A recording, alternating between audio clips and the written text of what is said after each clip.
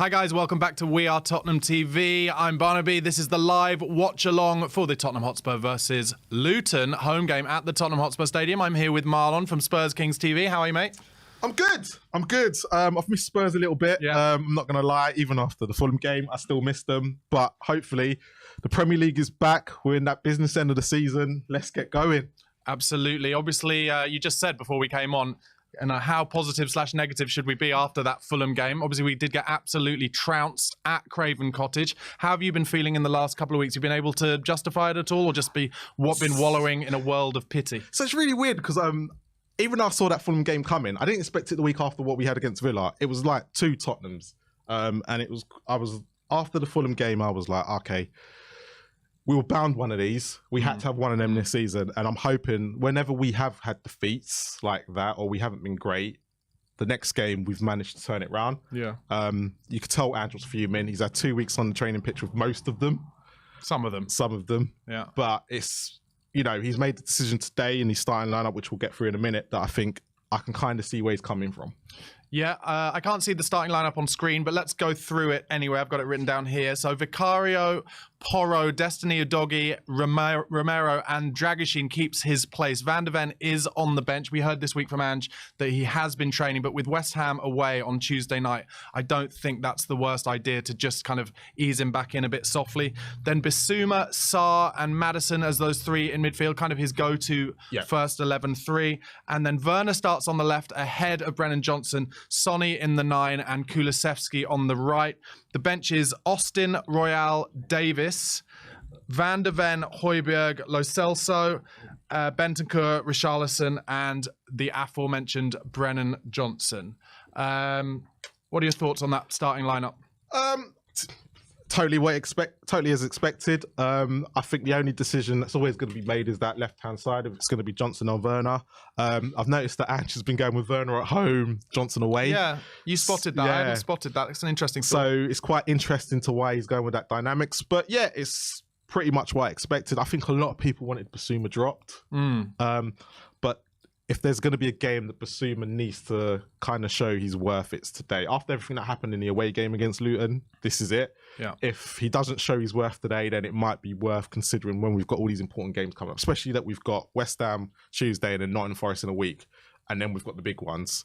He needs to step up now. I think for me, with Bissouma, if we're assuming that if he does get dropped, it would be for Højbjerg. I think in reality, it's like that kind of goes against everything that Postecoglou's been saying about, this season being kind of setting it up for the long term, etc. So seeing how stubborn Postecoglou is in terms of playing the game the way he talks about playing it, I'm just not sure I can see that happening whilst Bissouma is available. But if it was going to happen, then maybe West Ham away is where it would, just because they'll be so much more physical. Yes. But no, just to be fair to Bissouma, I don't think he's been that terrible. I think what it is, and this goes with the way Ange was in his first 10 games, everyone's ceiling went up here for Bissouma after those first 10 games, and then actually it just got back to what he's normally like and what he was like for Brighton. But we're all going, no, we want to see what he was like in that, for where he was taking the risks and everything like that, and he stopped all that.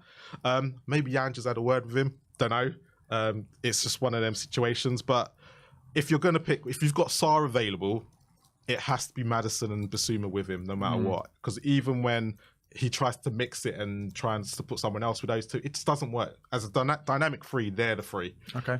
So I'm not completely unhappy with it, but I'm hoping that Bissouma can pull off a performance and take more risks. Yeah. That's all I want him to do, I agree. I think it's all about confidence. And when he's had his full confidence taking the ball on the half turn, he's absolutely vital. Dragusin starting again, Van de Ven on the bench. What did you make of his opening kind of start against Fulham? He got a bit of stick. I thought kind of unfairly, personally. No, and I agree with you. If you look at the goals conceded, some of, they weren't, I think one of them was technically he was part of, but is that the first one with the cross where he was a little bit off his man? Yeah, off his man, but then he hasn't played. And this is sometimes what people have to consider. He hasn't played at all. He hasn't really played any minutes. And the 2 games he has come on, he's come on for like 2 or 3. And sometimes players need time to get into the rhythm of stuff. And actually, that game against Fulham would help him out for today, because he's now had 90 minutes under his belt. He knows what the Premier League's about. Yeah. And it's not even like Fulham are great at home. Right, let's be completely honest. Fulham have been absolutely brilliant at home this year, so it's a great game for him to witness. First of all, we've been over that bad hill. let's just get this today out of the way and see where we go. Absolutely. Let's just go into the Luton team as well. Kaminsky in goal. It looks like they're going to be playing a kind of 3-4-3 or a 3-4-2-1. Burke, Mengi and Kabore in the centre halves. Then Doughty on the left, Barkley and Mpanzu and Berry making up the midfield with Andros Townsend, welcome back to Tottenham Hotspur Stadium, Chong and Morris. In the week, Rob Edwards, their manager, said that he was going to attack Spurs. Do you think that's realistic? Ange was asked about it. He said, yeah, they always go for it. I mean, if they do attack Spurs, then you've said you think it might be 4-3. Yeah, no. And do you know what? They need to. Because defensively, we are vulnerable. Yeah. And there's no point coming to...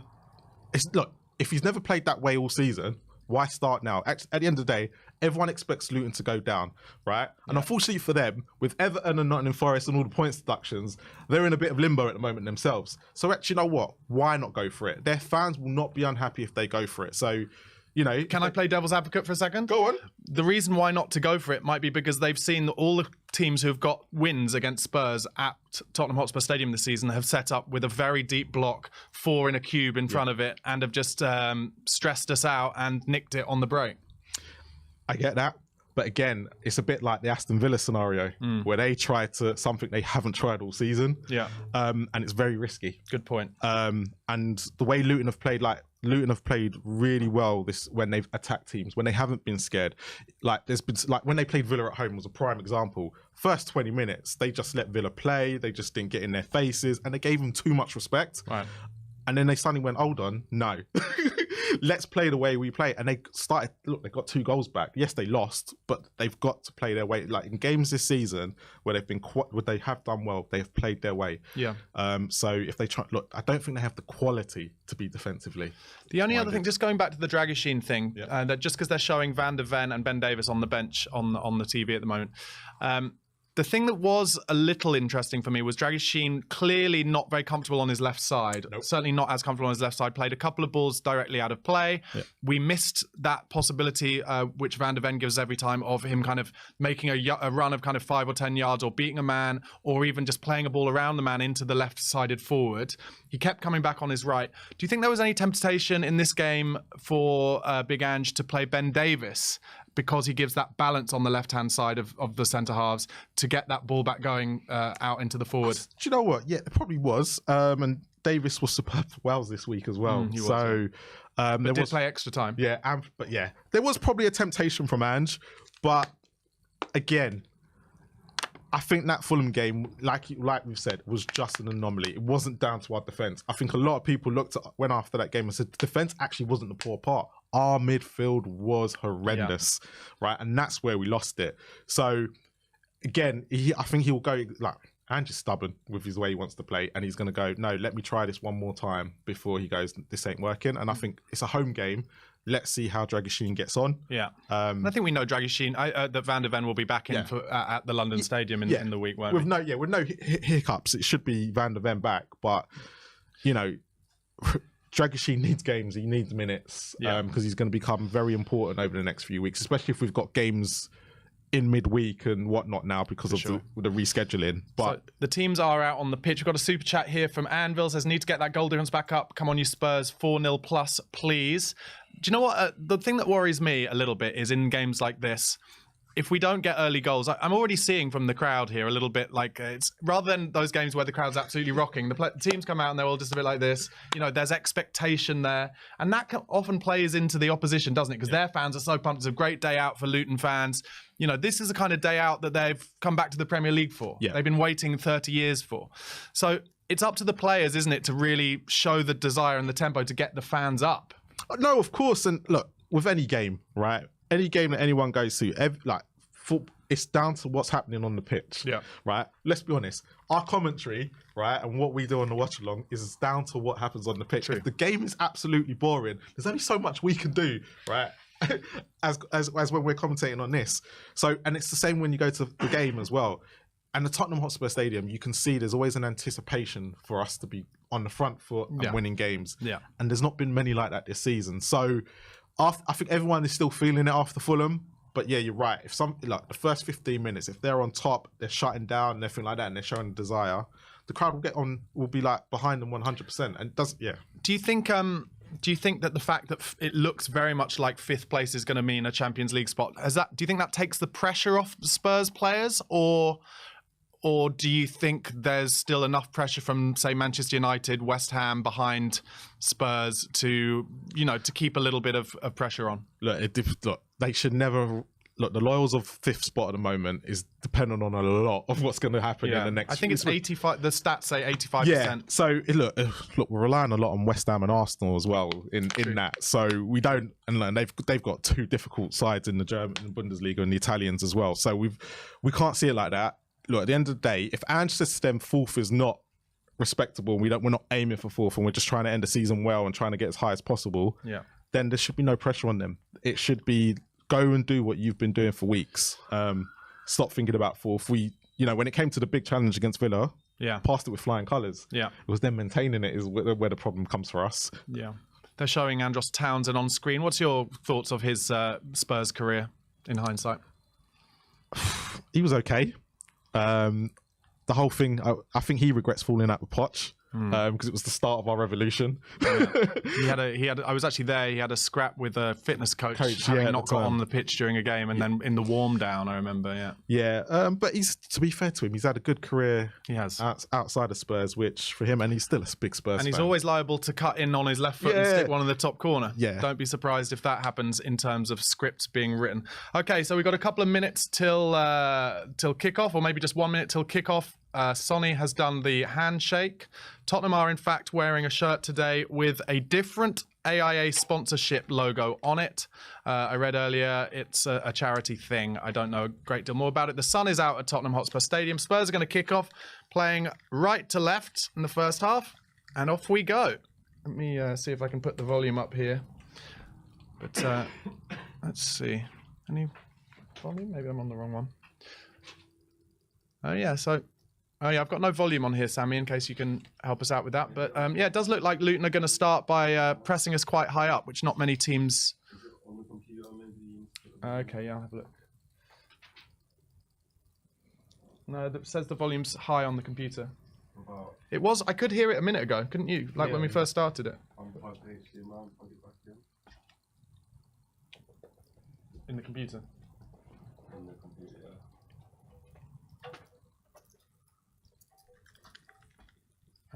That's just paused it, basically. Okay. Well, anyway, we don't need sound. We can talk our way through it. It's fine. So Vicario has the ball. Bissouma coming. Yeah. So. Yeah, I have done that. I'm at like 60. Yeah. So it looks like Luton are setting up to attack us from the back. Look, their front three are completely pressing against us, so they're going to play attacking. That's nice from Porro. Plays into Decky, which unfortunately takes the wrong decision. So Doughty, who's playing left wing back, he's someone who a lot of the kind of other Spurs podcasters have been talking about as someone who could potentially be that reserve fullback because he can play both sides for Tottenham. To me, whenever I see him, he does look good, but he also looks quite big. Like, as in, like, you know. I think it's more poundy. I think he's more. He reminds me a lot of Kieran Trippier because his deliveries are bloody awesome. Yes, yeah. But actually, when you actually take it on the surface of what he can actually do defensively, you go, oh, right. Kind of scenario. So, well, that is the kind of thing that Ange would prefer. Yeah, he's after 11 attackers, really. Yeah, true. Bissouma's shorts seem to be slightly hitched up, which is interesting. Oh, I'll tell you what. There's a ball over tried the top. To put it over the top. Oh, and Decky's in here. We've got a chance here. He's cutting in. He's going to shoot. Oh, no, he's played it back and he's. Sonny nearly won it back, but that was interesting. Decky cut inside, and in the end, he didn't shoot or give a good pass. And Luton have a counter-attack as a result with Andros Townsend on the right, who's just beaten Bissouma very easily. Cuts it back. Good chance for Luton here. Really big chance for Luton. Chong! It's goal. 1-0. 1-0 Luton. 2 minutes gone. Chong. Deary me. Well, you knew we weren't going to keep a clean sheet. And that all came from Decky Kulusevski, who was absolutely in on the right-hand side of our forward line and just played it behind everybody. And then Townsend made up about 80 yards on the right, cut it back. And what was it? Did we have enough players in the box to defend that? Probably not. One chance, one goal. We only had the 4. It seemed like the midfielder was so far forward that, because Barkley had the freedom of the whole box there, and he just lays it across to Chong. All right, so there are... Yeah, so look, Sarr and Bissouma. Well, Bissouma does chase back. Sarr is kind of chasing back. Maddison, not really. Destiny is up there. So we're left 4 on 4, really. And yeah, Basuma doesn't make the greatest tackle either. And what happened there, actually, is Sarr goes for a space rather than a man. If he just looked over his shoulder, he would have seen the guy, Chong, at the back post. Sarr there. See what I mean? He just runs into space. It's a good finish. It is a good finish into the far corner. And Porro's blocked off a little bit, but nothing will happen with that. So, there we go. And it's kicked off again. Maddison down the left. 3 minutes in and 1-0 down. Yeah, well, your 4-3 prediction is still on. Still on. We just got a super chat here from Jason Green. Thank you very much. He said, sadly, Dragoshin was thrown in at the deep end against a tough Fulham side. Hopefully, supportive home ground team will help the guy settle. Coys. Yeah, I think that was probably written and that's before. probably gone now after the 3 minutes. Yeah. But interestingly now, it'll be, I would imagine, as it kind of looks a bit now, Luton will just sit on this a little bit. And yeah, they'll allow Tottenham to attack for a bit because they probably weren't expecting it so early on. But yeah. But it's strange because we should have, like, if we're being completely honest, Kulusevski with a bit of quality there. Yeah, we could be 1-0 up. We could be 1-0 up. But that's the Premier League, is like, you know, whenever everyone, you know, we were at least 5% off against Fulham, right? But if Son puts that great chance in the top corner in the first half, it's a completely different game. We had a few Fulham had more chances, but we had a few chances. But and Maddison's one that just either side of the post. One of the things I was asking during that game and afterwards is, and I'll ask you, Marlon, is whether you think, you know, after this season, when Ange has got closer to the squad he wants and he's had the experience of this season, whether he will be like to them, okay, I can't have both of these fullbacks going at the same time, a little bit like Arsenal have done, I think, which is like now they definitely have Ben White at right back most of the time, comes in as like a third centre half. Because that doesn't happen if we do that. Do you know what I mean? Yeah, no, I completely get it. Well done, Decky. Sonny's in here. Sonny's in. He won't be able to score from there. No, just get it into the box. Holds it up well. Yeah. Werner. Okay, Werner's to the byline. He's dug out a good cross there. And so, decent play, just not... Yeah. No, I don't know. I don't think he will. I think he'll keep it the same. I think he wants to play his style. And you're right, but Ben White has fitted into that right wing, right side, right back very well for them, and he can go forward and push back when they need to, so they can make it free. Whether he does that with us, I don't know. You'd probably thought that Ben Davies would probably be perfect for it. True. But obviously a doggy's class. Yeah. Luton are comfortable, but Maddison just nicked it off Townsend, and Werner's made a nice little run now. Now you've got to give a good pass. And he has, you know. He has. Oh, lovely effort. Yeah. Once again, one of those things. Oh, a bit of time wasted from the keeper already. Once again, one of those moments there. Kulusevski got through, and if Kulusevski had another yard of pace, what a player he would be. He's still a good player, but what an unbelievable player he'd be with a yard of pace. This, I predict, so Kaminsky is down, the goalkeeper. I predict he's going to be okay. It's a good little break from Werner. There's been rumours, or I've seen some interviews, that Kulusevski wants to play more central. Yeah, actually, this is one of the things I was going to ask you today. I'm asking you now. But what I was going to ask is whether this was one of the games where maybe he could have been braver, Ange, and put Lo Celso in instead of maybe Sarr for another creative central midfielder. Yeah, possibly.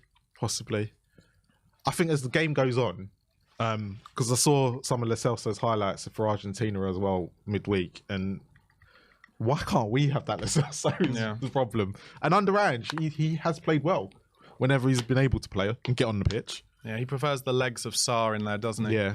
So 7 minutes gone, and the goalkeeper has started the time-wasting process.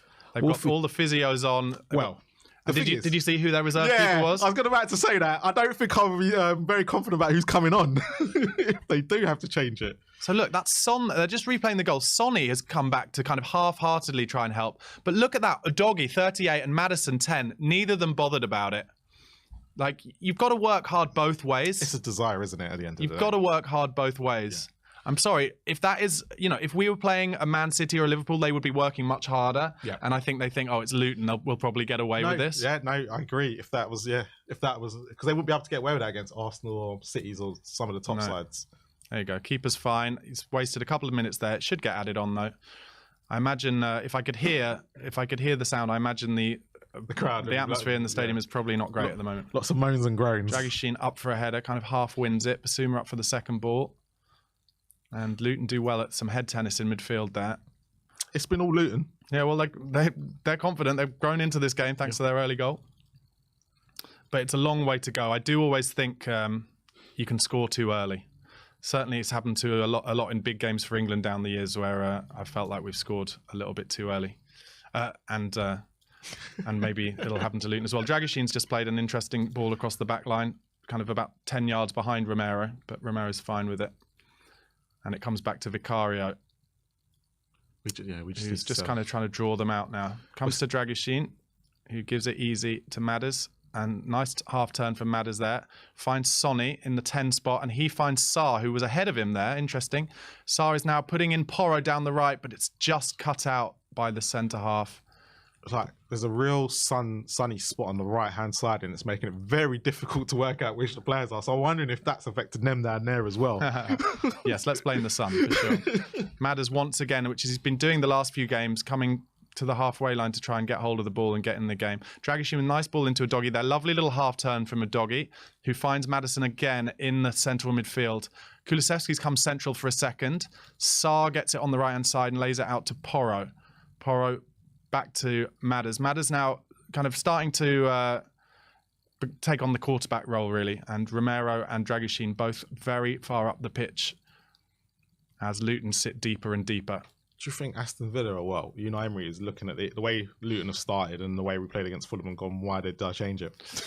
I'm sure. But, such is life. Some nice plays down the right now. Chance for a cross coming. Kulusevski cuts back. And it comes back again. And this is just a lot of Ange ball at the moment in terms of when we've got this kind of pressure and we play it across and try and find spaces by bringing the ball across each time. It comes to Dragichin, who's going to find... Oh, no, he comes back on his right. He's more comfortable there. Romero with a nice ball into Son. This could be one... Yeah, Son is now putting down the right a little bit, and Panzu with him. Nice ball from Sonny to Madders. But... Cuts it back, Luton clear it. Cooler, isn't it? Wonder if this will end up being one of those games where Richarlison has to come on and we have to start getting some more balls in the box. But 10 minutes gone. Two of those were. I know we had 10 men against them in an away game, but we did struggle for the first 40 minutes. We had loads of chances in the first 2 minutes, and then that was it. We kind of the 10th minute went and we stopped creating chances, but we had the majority of the ball. Yeah, is this a corner? It looks like it's a corner. Yeah, it's a corner. So it'd be interesting to see how we get on. Dragichin. Yeah, Dragichin's the man for these, isn't he? Because he's good in the air. Oh, it's come all the way across. And a bit miscontrol. Luton now puts good pressure from Spurs. They've got men in the box here. Oh, I should have gone for it. Oh, nice idea from Decky. But didn't get through. Tried a little through ball. Didn't get through. Luton a little bit panicky on the edge of their own box. And that's 10 minutes gone. But I can still... There's a lot of positives to take from this. We're getting so much space in that middle of the park and around their box. Oh, yeah. So I know we've gone 1-0 down early, but actually, if we can keep this up, we will score quite a couple today. I'm sure, yeah. We've just got to... I think if anything, what we've got to be wary of is giving them another chance. Yeah, this is the problem. Which we will. Inevitable, yeah. Nice stuff. Destiny Udogie with a great run, and he's got the pace of them here. Keep going. Oh, and it was good centre half play, actually, in the end. Took it off him. Yeah. Stand up. Oh, Timo. Timo gives away a goal kick there, unfortunately. But a nice little break from Udogie. Who was it he combined with there? Werner there. Werner, was it Werner? Yeah. Okay. I thought Udogie was going to have the pace to go all the way through, but Mengi actually turned on his afterburners and got back. But Luton fans will be having a lovely, lovely day out at the moment at the Tottenham Hotspur Stadium. That is for sure. It's not that far for them. Have a little bit of negativity in the chat. GG says I can see a Fulham happening again. It's not that bad. Alan Hogan said, yes, man, Ange, the game is up. There we go. Obviously. 1-0 down to Luton. Better sack the manager. Deary me. Rob Edwards, he loves it. He absolutely loves it. He is the opposite of Ange. Ange getting a bit of abuse whenever we lose for being too kind of still and not shouting enough on the sidelines. Rob Edwards is the exact opposite. He's more of the Arteta school of just wave your hands aimlessly and shout a lot. He's done a great job at Luton. He's done an absolutely incredible job. Yeah. Taking over from Nathan Jones. halfway during the season and they weren't even doing that great. And he literally got promoted. That's a disappointing ball from Basuma there. But their goalkeeper kicks it long. And a good win in the air there, but comes to Romero, who finds Dragushin. I'm wondering how long until we start getting past the positive route. How long in? Let's take bets. Vicario gives it to Romero. Yeah, so they're pressing with 4 up to kind of try and stop us from playing those early balls. But Vicario finds Dragushin. Wasn't confident enough to take it on his left there, and actually Udogie was covered. If you see there, 8 is covering Udogie every time he comes deep. They're kind of almost going man for man, actually. Yeah. Sarr tries to get it up the line. You can see they're pressing and making sure. They want us to play it long because they know full well that Kulu's not going to win in the air, Werner's not going to win in the air, Sonny's not going to win in the air. Yeah, good point. And then they can just get the ball back and turn it over. You can see it straight away. Yeah, good point. And, it makes sense tactically why they do that. Lovely little bit of play there. Good stuff from Spurs in midfield there. Oh, he's laid a lovely ball. Werner is in, and Udogie's in the middle if he can touch him. Oh, lovely. Oh. Werner did everything right and nearly the perfect finish on his left side as well, but it just inches past the post. Lovely stuff. God. Oh, unlucky. Does the hard work. This is what I hate about it. Does the hard work, and it's harder to not score or at least hit the target. Yeah, he was onside. I thought he could have made a little left foot ball there. Yeah, he should have played actually, it. And then once he turns him, he has to shoot, but he has to hit the target. Werner nearly shut everybody up right there. It was lovely play. And you're right, he did the hard work and then he just put too much on it. Oh my God. 14 minutes gone. Unlucky, Timo. Unlucky. He's the one who's going to send me a negativity right now. But that was some lovely play in central midfield from Spurs. They beat the press. We're getting the rub of the green in the midfield, which we weren't doing against Fulham. But Luton have just played some nice stuff in midfield themselves there. The ref has given a free kick. I didn't think it was, to be honest. And now they're going to put one in the box you surely would have thought, because we are vulnerable to these kind of deep set pieces. Yeah, maybe it is a free kick. Dragushin too tight there. And kind of in danger of being turned, so he tries to put his leg round the side of him. And then they flick to Van der Ven on the bench, who was telling everybody what he would have done. He wouldn't have stopped that first goal, unfortunately. And here we go. So it's a deep free kick. They're going to bend it in with the left foot. Spurs with their kind of 28-yard high line. For me, with a line like this, I know I'm going to sound mental, but the keeper might as well stand on his penalty spot. Do you know what I mean? And you're saying to him, okay, if you can lob me from there, good luck. It means that nothing. You do sound mental. But what it means is it means that that might happen if they get a first header on the 18-yard box. Right, there you go. And they win the first header. We always lose that first header. Very frustrating. Decker gets a good touch in there. Townsend just out wide. Don't give away a corner here. Oh, he's found a man. I'll tell you what, this is dangerous. This is dangerous. Maddison in a good position there. Maddison stops a really good chance for He saw the danger this time. Morris. I think they're starting to see that this ain't going to be an easy walkover. They need to play. Who's watching the 16? Sarr, what are you doing? Like ball watching there. Stop ball watching and find the men. Come on. It's just lazy. Deary me. It's a corner to Luton. Another good opportunity for them. But well done, Maddison, for kind of learning from the first goal and getting his body in the way there. Oh, dear. We really need to get a set-piece coach back. Well, Ange has already said that's not going to happen. Okay, it's a deep corner. Udogie gets up and a chance to break now for Kulusevski. And Werner's ahead of him. He's got a man. Play it to Werner. Yes, give it down the line. Yeah. Well done. Open your legs, Timo. Well done. Oh, he just gave the defender a chance there. He was quick, Kabore there. Kabore, maybe it is.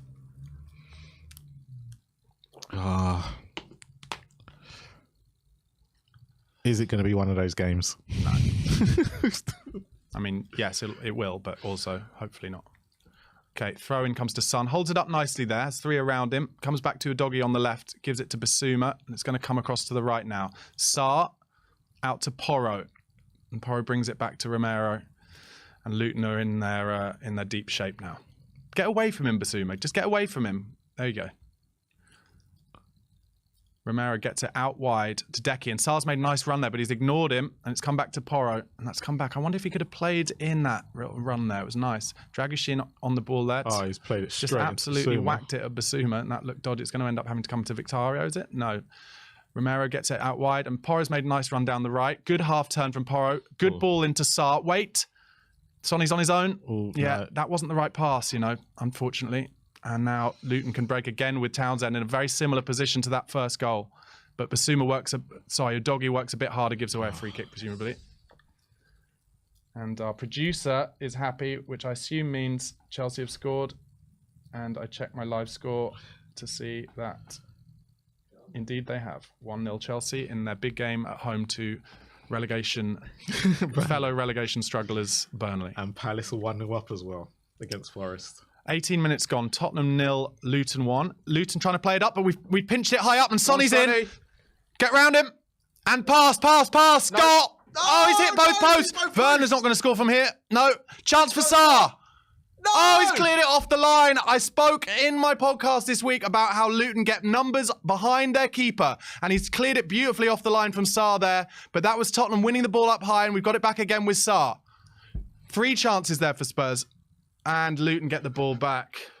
I love the fact when it went back to Werner, you said he's not going to score. He's not going to score. No. That just says it all. And he had his shot, and it was actually blocked, but it was going very high and wide. Yeah. But oh my God, Sonny, so now it looks like there's a VAR check, perhaps, from what the referee's just put his arm out. Is there a handball on the line? But you see the difference. Lovely from Sarr. Brilliant. Pressed it up, and a good ball from Decky. Keeper stands up, and this is where he should have passed it to Maddison for me. He hits both posts. He does hit both posts, and that's going wide. And then let's see here. And no, it won't be given a handball. It'd be for Werner's, won't it? That's the only time you can say but it's handball. That won't be either. How does he hit both posts? Yeah, it goes across the line. You couldn't make that up. But for me, anyway, It's brilliant from Sarr. It was. He's not started the game well, but that was brilliant. He just really saw his opportunity to nick the ball and did a great job of it. Stand up, Destiny. Stand up! Oh, my God. He does that all the time, doesn't he? Oh, my God. It's like whenever anyone's facing their own goal, they're desperate to feel that on their back. So, sorry, Udogie has just gone through the back of Townsend. Quite naive of him there because we're putting some pressure on them. But anyway, just so frustrating when you can see something 4 seconds before it happens. Another example of Spurs players slipping there. Luton just tried the big diag, but it didn't work. Decky is... You know what? Yeah. This game feels like it could need a Lo Celso. Yeah. Just in that midfield to carry the ball. Yeah. 21 minutes gone. Tottenham 0, Luton 1. Spurs have hit both posts, had a ball cleared off the line. And they've had all the chances, but Luton have had the one big chance of the game, really. Well, no, they've taken the one chance. They've taken the one chance they've had. Because actually, that Sonny chance... Oh, Porro really just did he did Sarr dirty with that pass there, to be honest. It's Bournemouth 0, Everton 0, Chelsea 1, Burnley 0, Forest 0, Crystal Palace 1, Sheffield United 0, Fulham 0. Oh, it's 0-0 at Chelsea. They've had their goal disallowed. Took them about 5 minutes. That'll annoy the purists. Oh, no, so it's Chelsea 0, Burnley 0, yeah. Good pressure on the keeper there has led Luton to kick it straight out of play.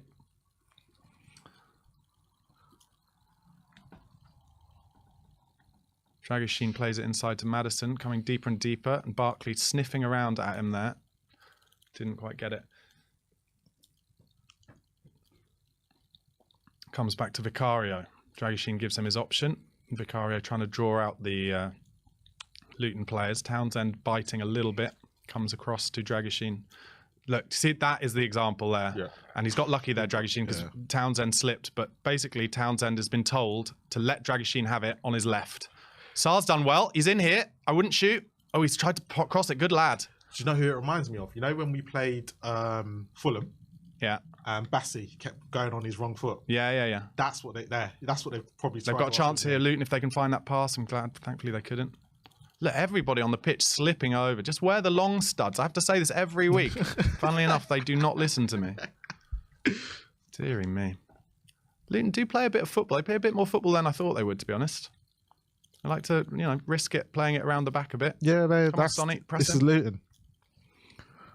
This is Luton. That's what the documentary will be called. Well done, Destiny there. Oh, unlucky. I want some money for that, Luton, if you make that documentary. Yeah. Need to get Madders on the ball in the little 10 spots. He's being kind of marked out of the game a little bit here. Bissouma. And there's Maddison. Gives it back to Bissouma, who finds Destiny. Lovely little touch from Destiny there, to be honest. It was really pinged at him. He did well. Porro gets the ball out wide to Kulusevski. Sarr again makes that run for him.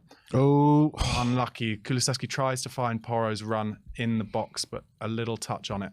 And Luton are having to work very hard, it's fair to say. And I think the key to this game will be Spurs not conceding another goal. Because if they do, if they don't, then it'll get very tiring for Luton in the second half. Answer me this. Was Dragusin bought, do you think, as the backup for Romero, really? Yes. And so what they're going to be looking for is a left-sided... Yes.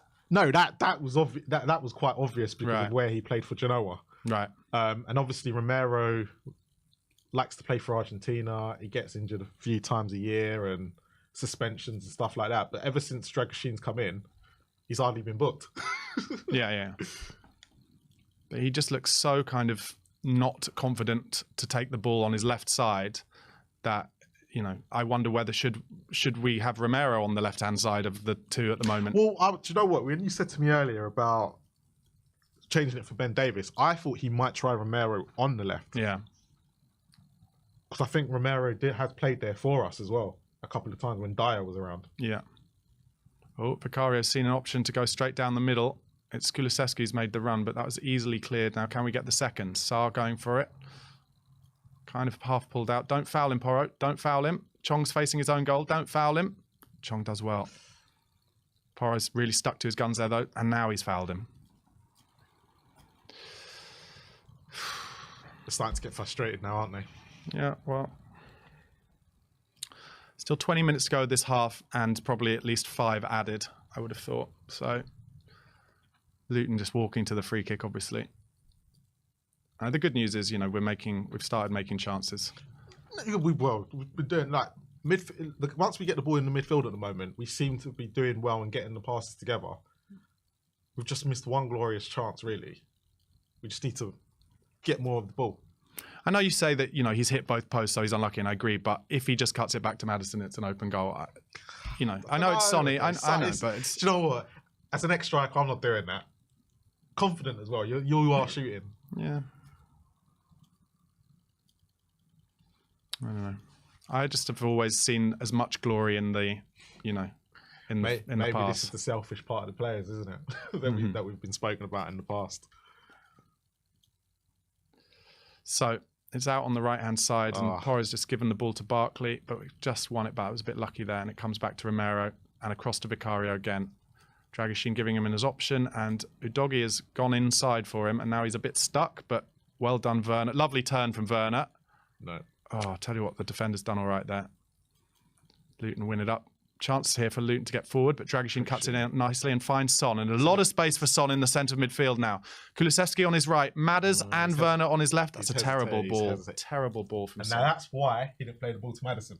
I'm not sure what ball he was trying to play there, to be honest. He hesitated, didn't he? You saw Werner make the run, and then he didn't play it straight away, and he should have. Yeah, he doesn't look up. He's never going to see Maddison there. Yeah, so just showing the replay there of the Son chance that hits both posts. I just think because where the defender is, to go near post there isn't percentage, but, you know, he did hit both posts, so I'm right, but also wrong. You're right, yeah.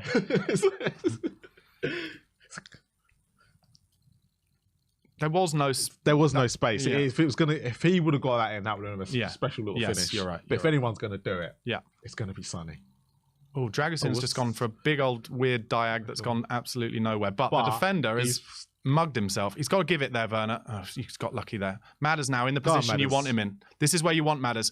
Does well to Destiny. It's a good ball across the front, but nobody is there. But that was better. You want to see Madders in those positions. See, this is the issue, right? And people might argue, but that's where you see Brendan Johnson.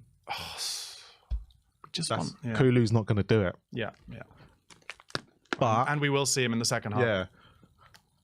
It's got Brennan Johnson. You written wouldn't all be over surprised it. to see him score in the second half, would you? It's got him. You can see it already with the way we're playing. It's got him written all over the whole game, and he has to come on that right hand side.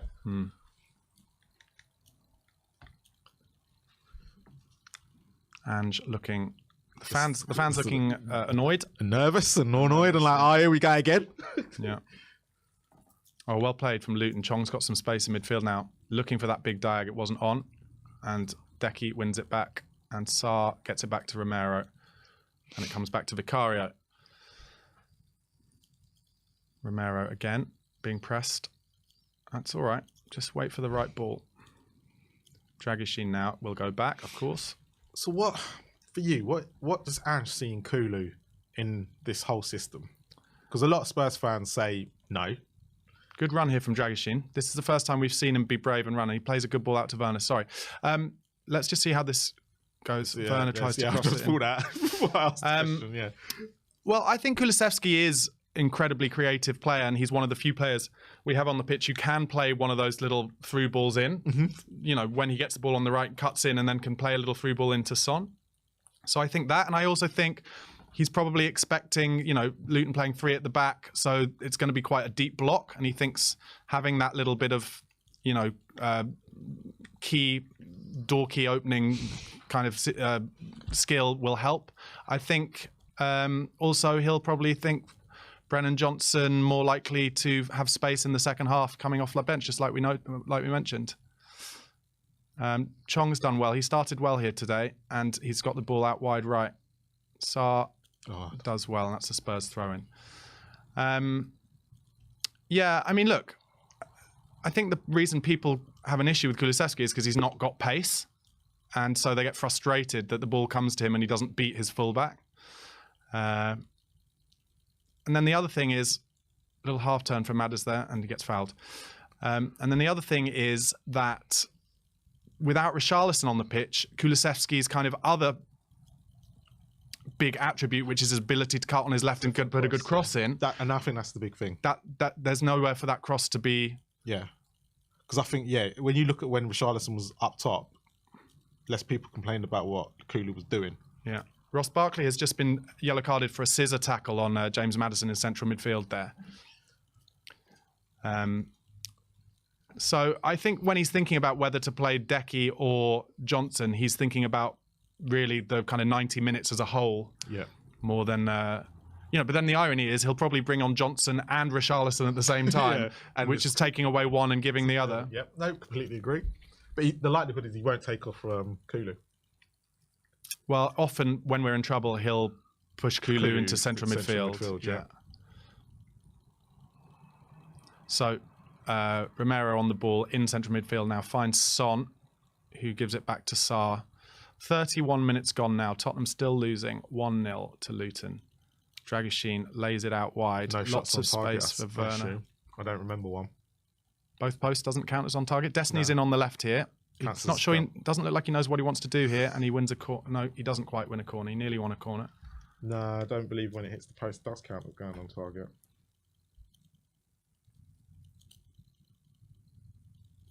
This little lovely ball from Madders.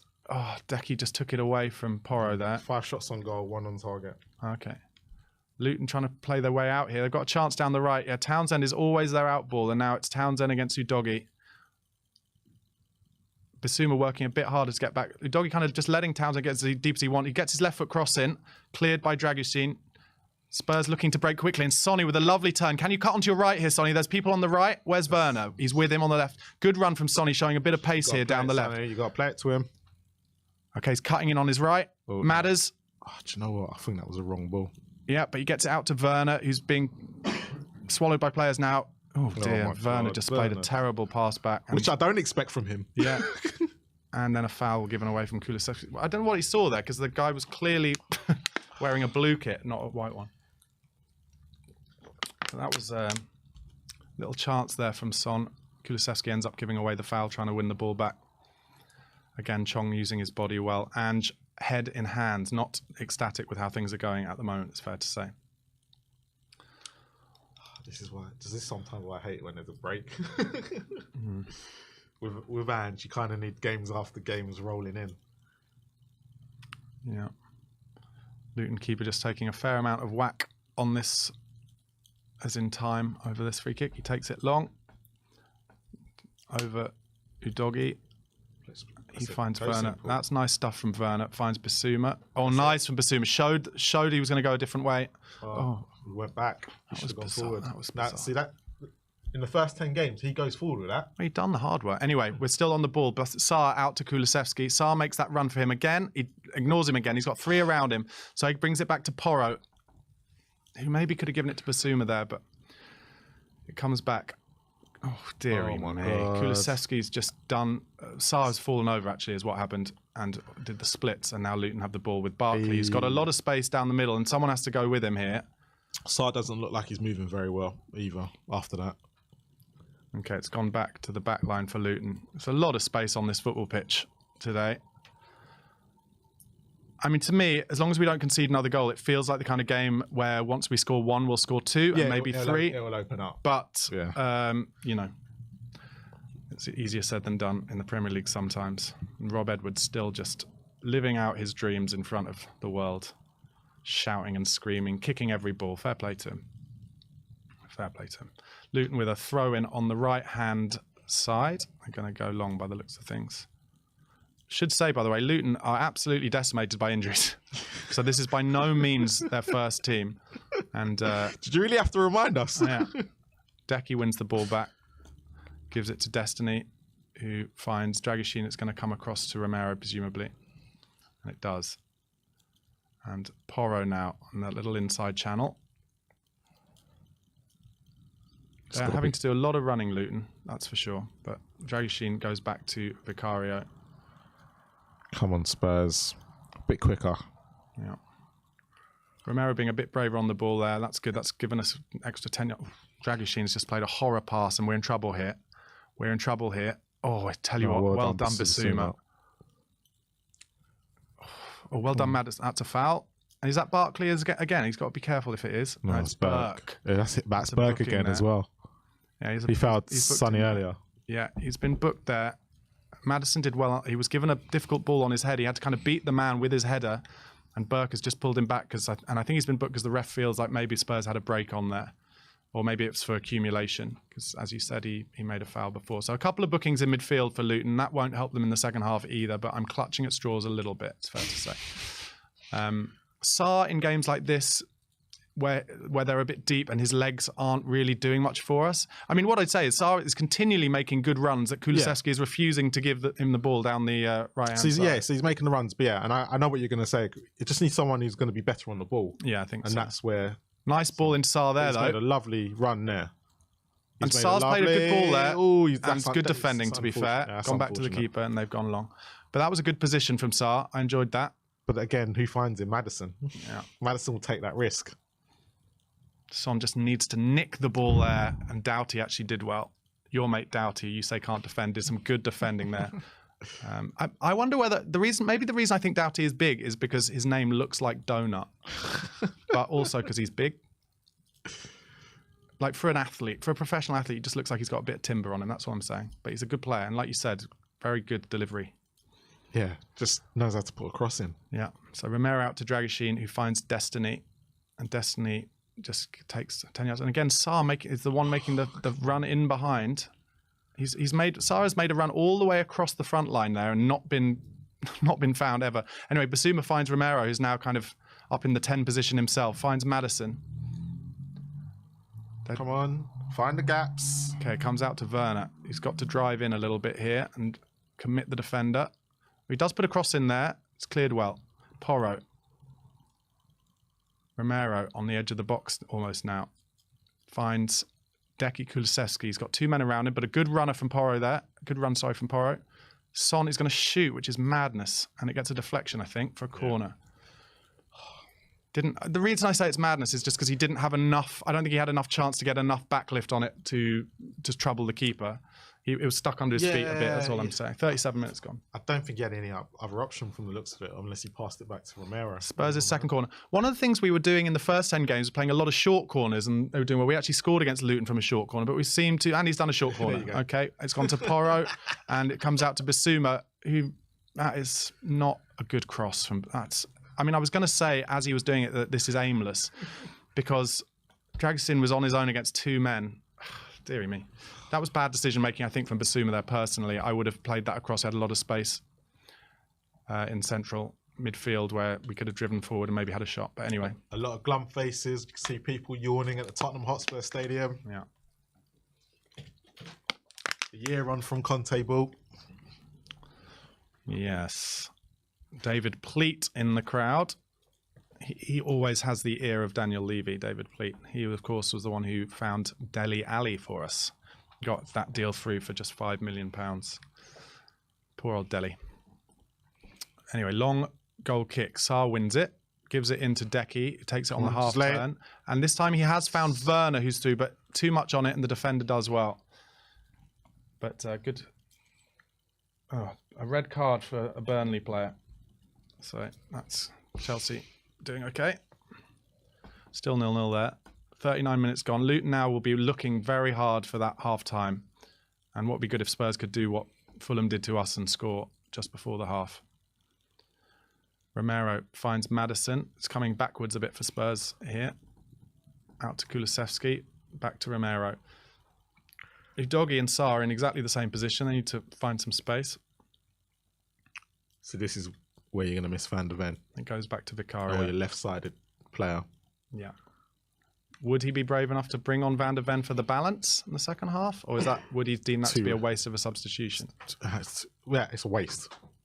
I get what you mean, but I think it's a waste because the defence have not been troubled. Maddison's been fouled already, but he takes the free kick quickly and Porro's in down the right. Oh, he's got to look up there, Porro. He's tried the early cross, but there's nobody there. Cleared by Luton, who are playing, defensively playing very well at the moment. Spurs just not quite clicking. The rhythm isn't there, it's fair to say.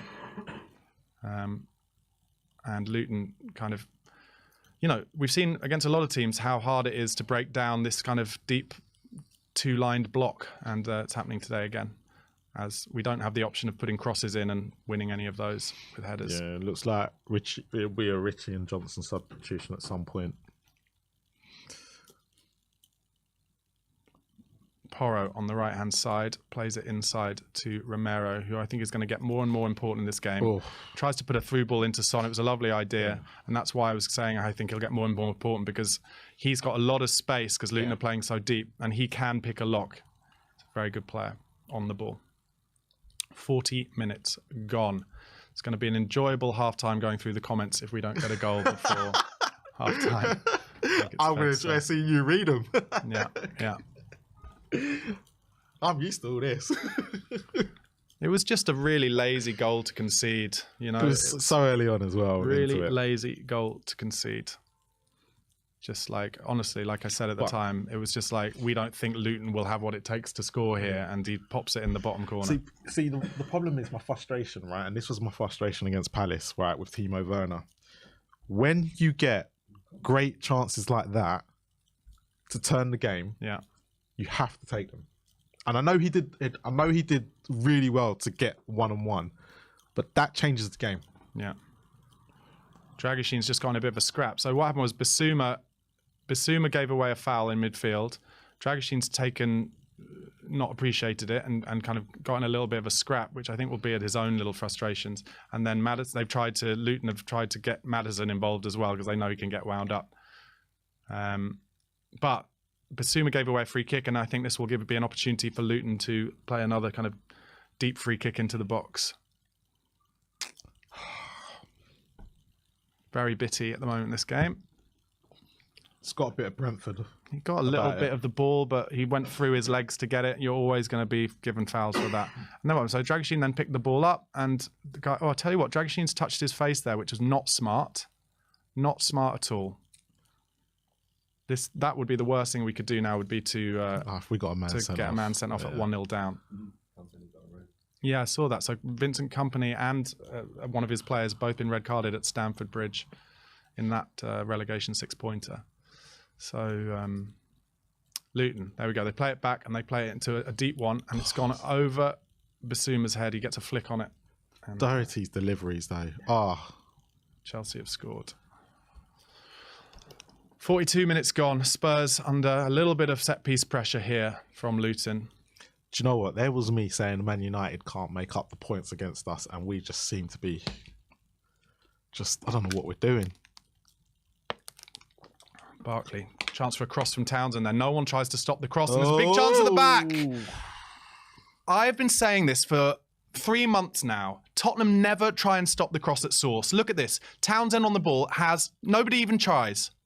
Free cross, comes all the way to the back. Doughty gets a big hit on it. It's a good block from Porro. Pumps his fists. But he should never have been in that situation to be in the first place.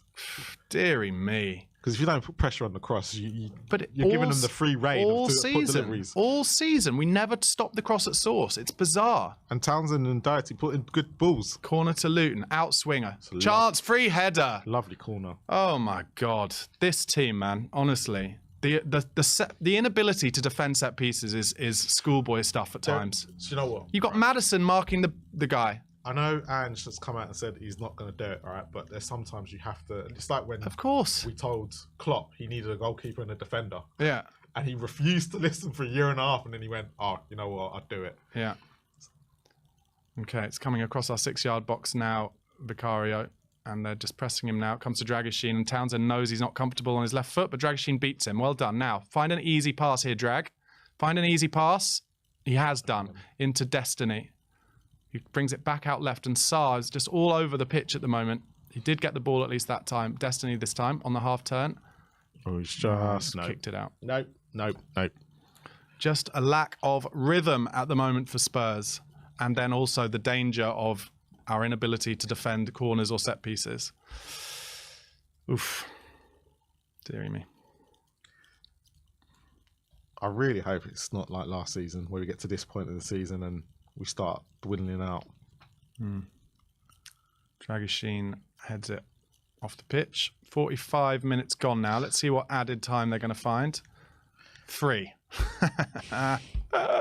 Well, that shows that time wasting works because it doesn't get added on. Anyway, 3 minutes to go and Luton in our half. Don't foul him. He just wants to feel something here. Don't foul him. They're in the right corner, and it's a throw into Spurs. Werner was helping out Udogie there. This has been a frustrating first half, to say the least. I think it's because you look at it, and Luton haven't showed anything of sheer quality. No, because they don't have any. Yeah. I mean, apart from Ross Barkley, he's a good player, but I just mean like... But they haven't even shown anything to go, all right, we should be putting us under pressure. It's literally been Spurs' own downfall where we can't make passes, we can't get in the right areas. And they're getting frustrated because, as you were talking, Kulusevski won the ball and then had a bad touch and fouls their player. And they've got a really great opportunity here to get a free kick into the box. 46 minutes gone, and it's just frustration after frustration. They're giving away fouls because of their frustration. And this is a good area for Luton. This is exactly what they've been talking about all week, is trying to get in these kind of areas to get set pieces because Spurs are so bad at defending them. Doughty over it and Ross Barkley over it as well. Unfortunately, we don't get to see what the half time's like when he blows the whistle. What do you mean? What the crowd's reaction is. Oh, right, yeah. You would have thought there'll be boos, to be honest. So they've made a line on the 18-yard box this time. If it comes any deeper than that, you want your keeper to come. And he hasn't. And it's gone all the way through. That should be a goal kick, I think. He's given a corner, has he? Yeah, he's given a corner. Well, at least we got, if it is a corner, at least we got the first header on the ball. That's something. Yeah, Romero ends up doing well there to flick it out for a corner. Luton, of course, taking their sweet time over this corner. This might be the last chance of the half, realistically. Doughty is going to do another outswinger. They had a free header from this corner last time for their number 8, Berry, I think it was. Here comes the outswinger again. It's a good delivery. Dragusin gets up well and clears it nicely. And Luton forced all the way back. And then they just play a little diag. Yeah, they've won that. Chance here for Spurs on the break. If Madders does well there. He's got to find someone. Okay, Sonny's got to hold that up and put Werner in. Okay, Werner's in on the left here. They've got 3 back, Luton. 4 back now. Werner's on his own. He's played a lovely ball. Beautiful cut back to Son, and it was a good block from Luton, who do put their bodies on the line. We've got 20 seconds here. You've got to be real. You got to know it, basically. Basuma makes a little run. That's a good run. Well done. And then stops. Porro, you got to... There's no one in the box, Porro. Okay, you got 5 seconds, guys. Come on. Sonny on the ball now. Luton back in the shape. And Son's, that'll give that half time now, won't he? Yeah, half time. Half time. Tottenham Hotspur 0, Luton 1. Big Ange has pointed at someone on the bench as he storms down the tunnel and said, "Come with me." So it looks like to me that means changes are going to be made. And it wouldn't surprise me at all. It was Chong with the goal, and he's been one of the best players on the park. I think it's fair to say. Marlon is trying to sort out the sound issues. Tottenham have flattered to deceive, to be quite honest. They've had all of the possession, but having conceded that goal after just 2 minutes, Luton have been able to sit on their 18-yard line, and as ever, when we come up against these teams, we're finding it very difficult to unlock the door. Having to play little through balls to basically nobody, and we had one really big chance where Sonny went past the keeper and hit both posts when potentially he could have cut it back to a free James Maddison, but didn't. But it's been a very, very frustrating half. I'm going to go into the comments while Marlon tries to sort out our issues. Jason Green says Kulu, Sarr and Udogie off, Johnson, Davis and Lo Celso on. Hayatu says, what is this? Sick of these starts. MJD says, Ange out. Chirpy Wiggins, we don't have enough quality to break teams down. We're way short. Lester van der Westhuizen says, Biss off. F18 says, Ange's stubbornness is bringing us down. Ian, you can't be afforded to miss every single chance, especially easy chances. Any footballer at any level would convert those chances. Why do people keep giving him chance after chance? Okay, well, I'll ask you guys the question. Why do you think Ange keeps giving Werner chance after chance? Do you think that it's because in training he is like much, much better than he is in matches? Do you think Ange thinks he offers more in terms of his pace on the left to do other things other than just score goals? There must be reasons why Ange is sticking with him. Stephen Gallin says, absolutely embarrassing. The best Yissi, Ange out. TFR Gaming, Ange out. Brett Walker, get Gio and Bentaker on ASAP. Soon Kang, bring on Richie. Christopher Chen, Ange just so predictable. Darren Fearon, I'm bored of Tottenham now. Every season promised something and leads to nothing. Tony Buttigieg, and we sacked poor Conte. So, Marlon, you've been playing with the sound. I think I fixed it. What are your feelings? Look, first 3 minutes don't help. Being 1-0 down to Luton don't help. There's no cohesion. We're going to see the reaction at halftime to see what Ange does, but he needs to do something. Well, we thought we were going to see a reaction at halftime against Fulham, and we went straight out and conceded another goal. Of course. But yeah, he can't do that again, though. If he does that again, then you can see there's going to be a lot more frustration from the fan base. But there's been chances. There has been chances. Werner's had one. Sonny's had one. There's been times where we've got it in the box, which just hasn't worked out. But Tottenham need to. I can't quite put my finger on it, but this has been typical Spurs since the turn of the year. Right. All these performances, like if we go back to Brentford, if we go back to Everton away and things like that, it seems to be a constant theme, especially at home now. We just seem to be not playing really well in the first half, and then second half we come out. Yeah. I think Wolves is the only game where we literally just didn't come out. We came out again, but then we just let it go.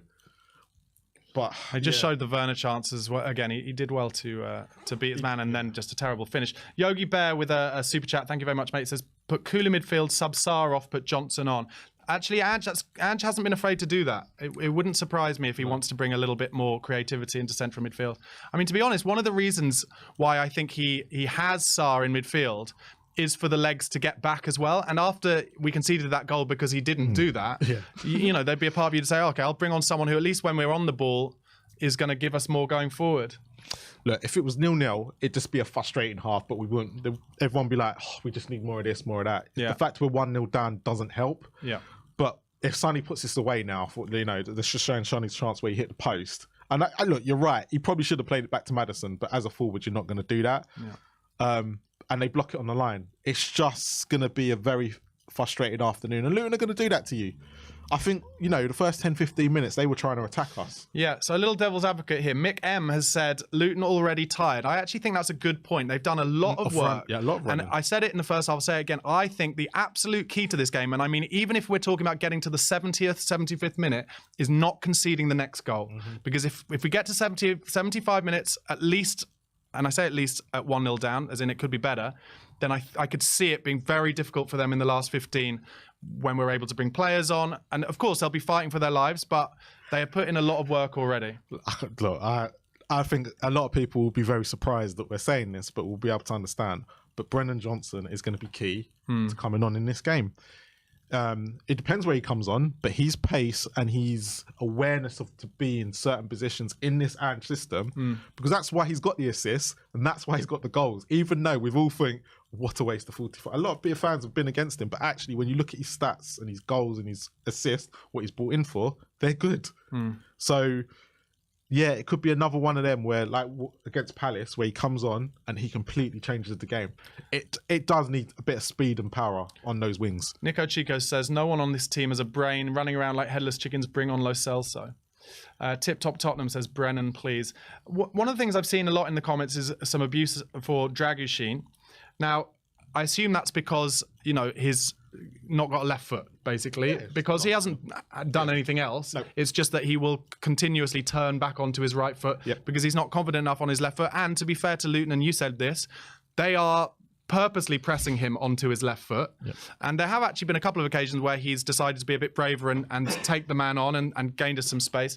That to me is not why we're losing 1-0. And as you said in the first half, he is a more natural backup for Romero than Van der Ven. No, and you can see it. But it's not like Luton have put any pressure on us. The most threatening they've been is from set pieces, which is our weakness all season. But if you think about it, what has Vicario had to do? What has Porro had to do defensively? What has Udogie had to do defensively? None of them. Apart from that first 3 minutes, they've done nothing. So we can't sit there and be blaming them. You have to look at what's happening in our forward line and our midfield right now to why we are not back in this game. Jay Murray says, you're complaining at Werner and not Son's almost open goal double standards. What do you have to say about that? Son is more likely to score goals and will put them away. And yes, he can get away with it, but Werner is not putting the chances away. And when you get a situation where you need him to score, where he's 1-on-1, it's a glorious chance. I can't rely on Werner, right? Where Sonny, I know when he went through, I was up. I was up because I thought he's more likely to score than what Werner is, and that's why there's double standards. Because Sonny, for me, he's up here. Werner's down here. Let me give you an absolute pure hypothetical that I've just thought of. Go ahead. If Sonny has Werner's chance and Werner has Son's chance, I think we've scored 2 goals. Sonny on that left-hand chance slots it in right foot, far corner, bends it round. Werner on the right takes around the keeper and then cuts it back because he's so afraid of taking shots himself. I told you how we just accidentally had the players in the wrong places. The only thing I'll say is remember when Werner had that 1-on-1 and he got his feet all mixed up, so he may not have taken it around the goalkeeper. Yeah, that's my only caveat. But that's why there's double standards with this. There always will be double standards because Werner, he needs to put these chances away. He can't be missing. He certainly does if he wants to get his full-time signing here. Luke Cook, move Kulu to the middle, move Son to the left, and put Rishi up top. We'll get a response in the second half. What do you think? That's a possibility, isn't it? That is a possibility. For me, it just depends on if Richie's fit. Because if he's not fully fit, then he's not going to be the greatest player for us for this next 90 minutes. He just needs to.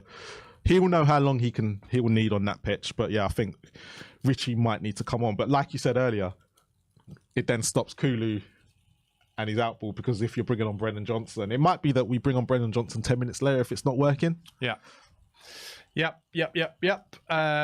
Okay, let's have another look. Tyler Ray Hamlin, Sonny is a finisher, hit both posts. For heaven's sakes, calm down. Watkins says, Ange is Teflon, the media love him. They do love him. Sammy, could you fill this up with water for me? Thanks, mate. I've just thrown some water to our producer there. What a diva I am. Sorry about that. Proper diva.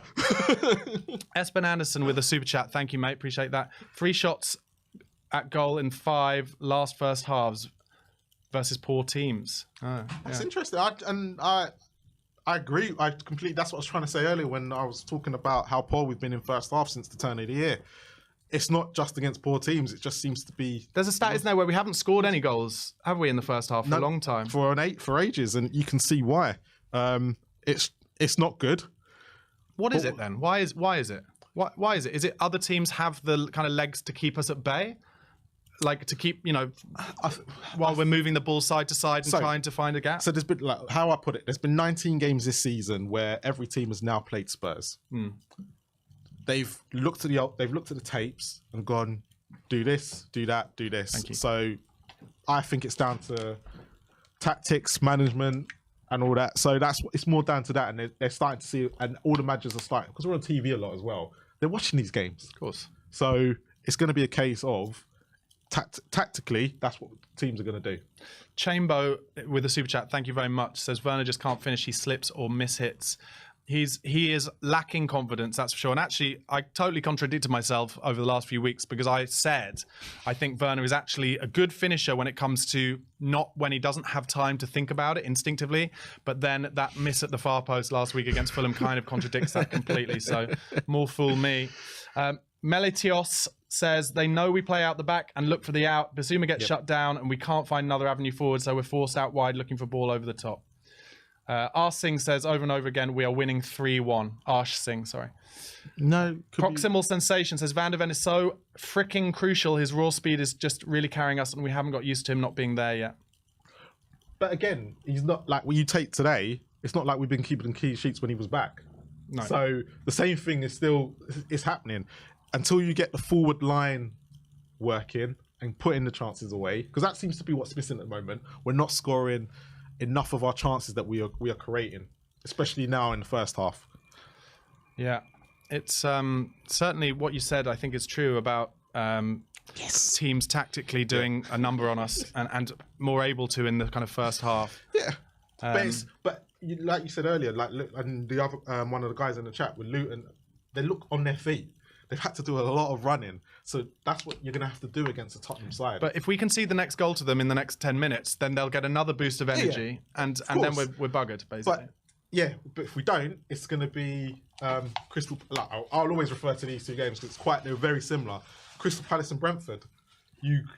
There's a 10-minute spell where Spurs will completely go at them and they'll concede because they're on their feet. They've been literally defending hard against us because that's what they're doing. Yeah. It's not been easy, but we'll look at it and go, we're not doing this, we're not doing that. But Luton are running a lot at the moment. No, I agree with that. We've just got to be very careful not to concede. I do think I've said this in a couple of these games. Is there an opportunity? I guess when Ange is thinking about should I start with another creative central midfielder, by which I mainly mean Lo Celso actually over Bentancur, right?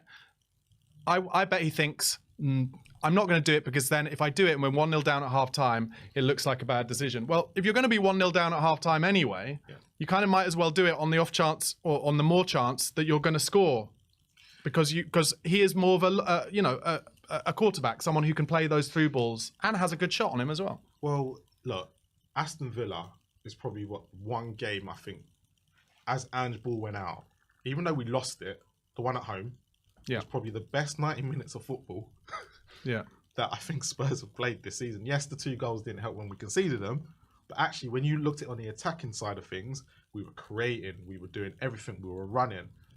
Lo Celso played that game. Yeah. Yes, Bentancur was at the start of it, but he came off injured. But we were good that day. So Lo Celso, if he could stay fit, he'd be very key to this system. Yeah. But as they say, he's made of glass. Yeah, he is made of glass. I don't know. It's just, it is frustrating. I think we're better against the better teams. I think we play a lot better against the teams where we're the underdog for a start. We're not expected to win easily. And there feels like there's a bit more tempo about us, a bit more kind of belief that we can do damage in a game where we're not expected to. And then sometimes in these games, we get frustrated so easily, especially obviously when we go a goal down and we're suddenly trying to force it. So you're kind of looking at it as in actually we need certain players to be playing against these. We need, like you said, there needs to be that element of risk where he does play against these high line teams, a more attacking lineup. As in you mean the deep block teams? Deep block teams, yeah. So, but when we do play the bigger teams, then we can play with the SARs of this world and the Sumas. So Brennan Johnson is coming on. Let's have a look who it's for. And I believe we have some sound this half. You just lift up your chair because you're on the lead as well. Yes. So who do you think he's going to come on for? Werner? Mine's cut out again. Yeah, it's come out, so yeah. This bit needs to plug into there. Which one? This one? Yeah. That? Yep. There you go. Let's try and it's all massively tangled up. Got it? Yeah. Yep. Luton coming out now. And they're making a sub as well. Yeah, so they are. Hashioka coming on for Luton, number 27. And bravely, the Tottenham Hotspur Stadium playing Glory, Glory, Tottenham Hotspur. It's Kulu. It's Kulu. Kulu's coming off. Okay, straight swap for Kulusevski. Yep, here we go. I'm just not sure in this first 15 minutes. I mean, maybe for those balls that come across the front. Yeah. I think that's what he's going for. Yeah. And I think he thinks that if we can get 2 or 3 of those in straight away, we'll score. Here we go. But I don't think Johnson's going to have much space to run in behind. Could be wrong. Hope you're wrong. Okay. I would say about 50% of the stadium are still in the bar. It's absolutely empty for the start of this second half, and Luton kick it off.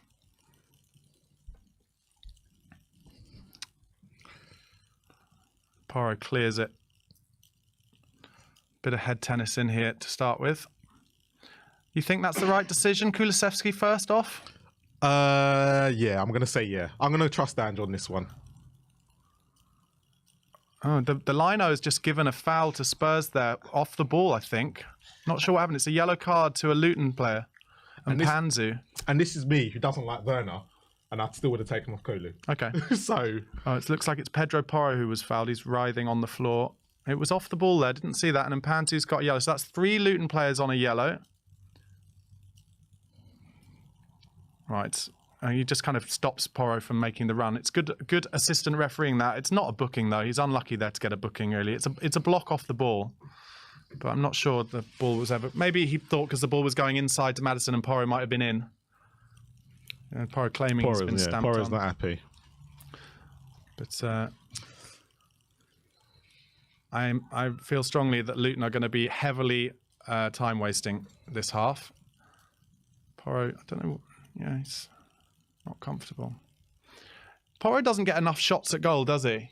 No, he doesn't. In like, considering Burnley in the cup where we needed that. Yeah, we just don't. We don't get him in enough positions, or he doesn't get in enough positions to take the shot. Even Man United last year, he's got a great shot. Dragishin just tried to.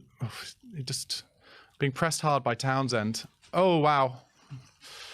Okay, so dangerous ball into Bassoon, but he did the right thing in the end. And Romero's done beautifully there. Son has found Brennan Johnson. Sarr's made another nice run for him. He does well there, Brennan. In the end. I'll tell you what, I wonder if one of those reasons that he got taken off Decky is because he refused to pass it to Sarr each time Sarr made a run down the line for him. Because I did see Ange, just as they were going off, he was so livid and he pointed behind him, which I assume was at Johnson. And maybe he was just completely livid with Kulusevski's refusal to pass it. Good stuff from Son into Madders. It's all very busy there, but Madders cuts out a lovely ball to Brennan Johnson here. Oh, and a good ball from Johnson, trying to set up Son, and he just didn't get hold of his shot. But that was good from Johnson. Good positioning, good stuff. Just got a super chat. Jory, who's been a member for 37 months, says, Ange is not answering any of the questions that has been asked of THFC's play for months. I am seeing some truly mediocre tactics, and so are the players. Oh, Chong has just hacked Porro down there, and he's getting booked. And what happened where there was Chong thought that he'd been fouled. Yeah, he wanted the free kick himself, and then Porro nicked the ball from him, and then he absolutely hacked him. I thought he was going to get booked. But he didn't, and he should be. He should be, because it's a bit high and naughty as well. Yeah, Madders has got on the ball a little bit more in this first few minutes. So this is a free kick, a chance for Porro to whip this into the box.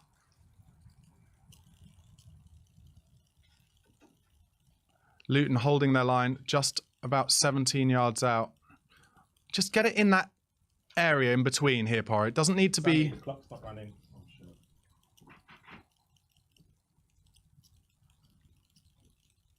Okay, here comes Pro. Keep it out the keeper. Oh, that's terrible. Oh. Hits the first man who hacks it out for throwing Andros Townsend. That was a really poor free kick, I have to say, I'm afraid. Anyway, throw into Spurs. Sarr shows for Porro, gives it back to him, needs an option. Goes back to Bissouma. I agree with you, we need Bissouma to be a bit more brave on the ball, beat a man here or there, or try to. Because it's a bit one-dimensional at the moment. Lovely, Maddison in a good position here. Really good position. Needs help. Oh no, he's gone one too far. But it was good to see him be brave. Don't foul him. Don't foul him. Luton putting themselves under a bit of pressure here. Actually play themselves out really nicely. Don't do it. Does well there, Doggy. And actually, so does the Luton player. They've done really well here, Luton. Really well. Chong is in space and Luton now in down the left a little bit with Doughty. Ah, oh, well done, Pedro Porro. Oh, Dragushin, what have you done? Dragushin just snatched a bit there. Oh. And Barkley had a shot from miles out that he really pinged nicely along the ground. And Vicario had to make an important save there. He's heading for the corner. Come on, Spurs. Look at this. Considering he had no backlift, it's a beautiful strike. Might have been going wide anyway, but Vicario does well. Spurs have the ball here. Bissouma to Sarr. Just gets it a bit caught under his feet and finds loads of space for Brennan. Play it. Oh, he's not going to see it, is he? Too late. He nearly did, actually. Oh, great 1-2. That's got to be a goal. Yes! Brennan Johnson with a beautiful 1-2. Who was it with the 1-2? Johnson Porro. With Porro. Yeah. And Johnson with a beautiful cross, something that he's not given enough credit for, whips it into the far post. Werner running in and gets the defender gets there in front of him. Do you know what? I'm happy that the defender got there first, if I'm being honest. Let us know at home if you are happy that chance didn't have to fall to Werner in the end. I saw it and I was like, oh, Werner, no. But maybe the best management Ange could give is just make sure the defender's always in front of you. But beautiful. Johnson. Oh, no. He's going to be offside. No, he won't. I think that first ball's offside. No. VAR will look at it. Come on. Yeah, they'll look at it, but he looked offside to me. That's a shame because the rest of it's beautiful. Yeah. It's beautiful. Let's see here. I think that first one looked off to me. The liner. The only thing is the liner was really close to him, so you'd like to think if it was, he would give it. He would have seen it, yeah. Although the stadium have said. No, VAR check. Here we go. It's this first one. It's not this. It's not this. It's not this. It's not, oh, so yeah, it's onside that, but it's the first one. He's onside, though. Come on. Yeah, but it's the first one. But they're not looking at that. Yeah, well, hopefully they've already looked at that. But if they bring it back... Come on! He's given goal. Come on, we're back in this. Well done, Brennan. He had a disappointing game for Wales in the week, apparently. And was called off. The second game. Yeah. He was pulled off quite early. And my friend's a big Welsh fan, despite being English, which is bananas.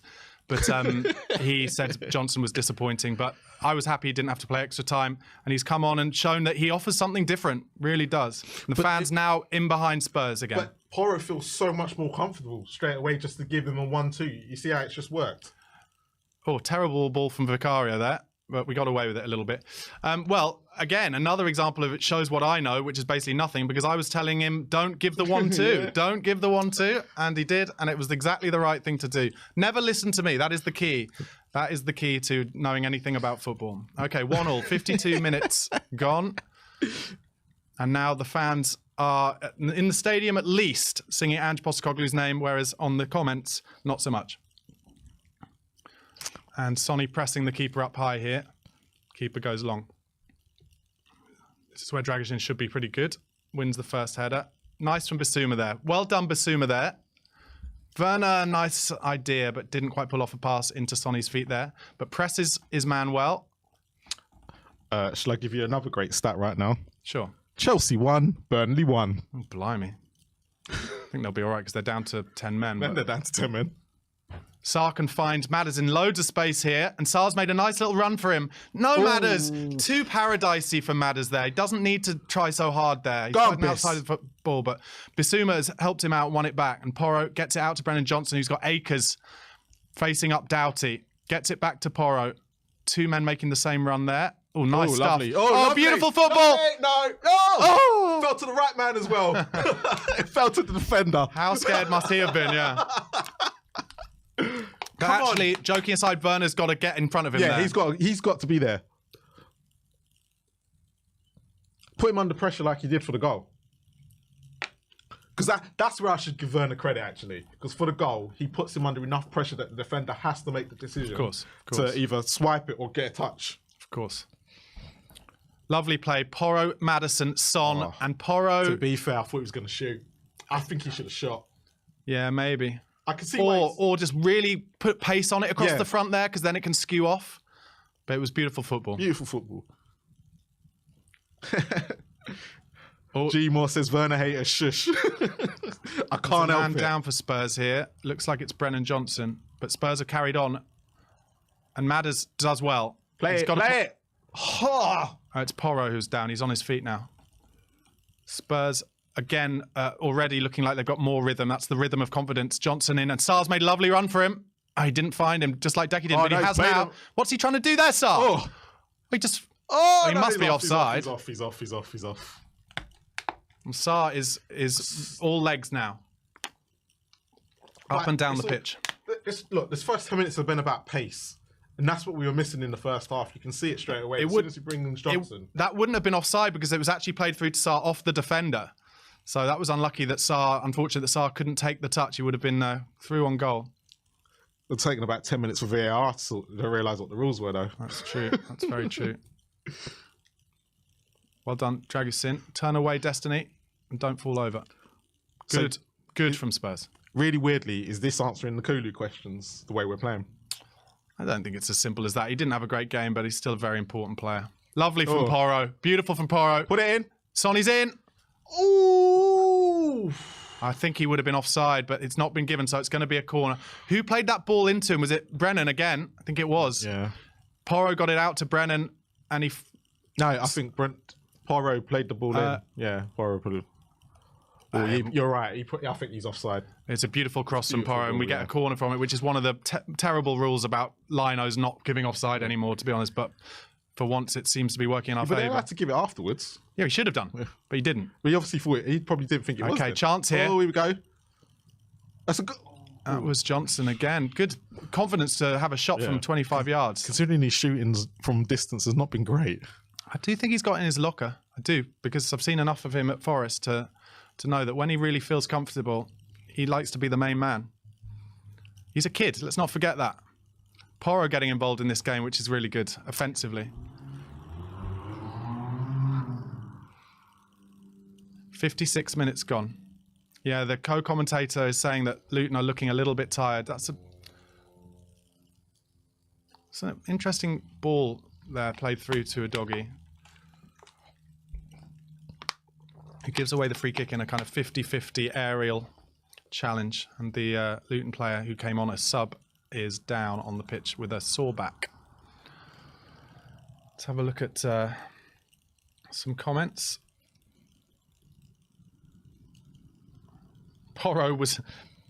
Mike M says Porro was clearly held back by Nevershutski. James Richmond attacked that goal, Coys. Brian OS in the most relevant, realistic one that we can all relate to. Brian OS, it's so stressful supporting Tottenham. Yes, it is. That it is. And why there's a break in play. Remember to look in the title to follow Barnaby at Barnaby Slater _. At Barnaby Slater _. Yeah. Or if you want to get some luck out there for me, Spurs Kings TV, also in the title, come over. We are not far from 2,000. Need as many of you to subscribe as possible. Yeah, make sure you go and follow at Spurs, their channel, the Spurs Kings TV. Get them over that 2,000 mark. And also, because last time we played Palace, he asked that, and we scored 2 goals straight afterwards. Yeah. It's quite lucky to subscribe to my channel. Dragusin just gave an absolute horror pass to I can't remember who it was, and to a doggy, and now a doggy has had to foul Berry as a result, and Luton have another good opportunity to put a set piece in. And I think Udogie is injured a little bit. He's got a facial issue here. He's lying on the ground in pain. But Spurs, you know, Dragishin just with a silly, underweighted pass. It feels a bit like this is the only way we're going to let Luton back in to score more goals here. It's going to be from a set piece. We know it is. Lim Stevens says Dragishin's very poor in passing. I think that's down to comfortable being on what side he's on. Yeah, I don't think it helps. I'm a bit nervous about you having the comments up all the time because we're on delay. I'm a bit nervous about that. Oh, I didn't know about the goal though. Okay, well that's good. I don't think I was watching it. Okay, here comes the in-swinger from Doughty. Spurs have their defensive line on the 18-yard box. Let's win that first ball. Come on, Vic. Come on, Vic. Oh, it didn't come. And hack it away in the end. Actually, Brennan Johnson there at the back stick, getting his body in a good position. Did really well, yeah.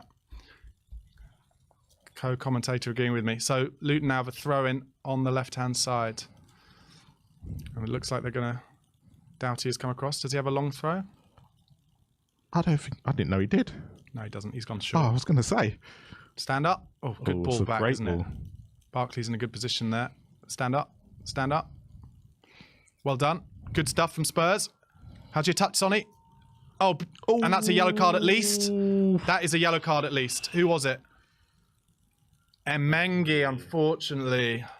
Has he not given him a yellow for that? He's through. Premier League refereeing, people. Premier League refereeing. That is not consistent with what he gave yellows for in the first half.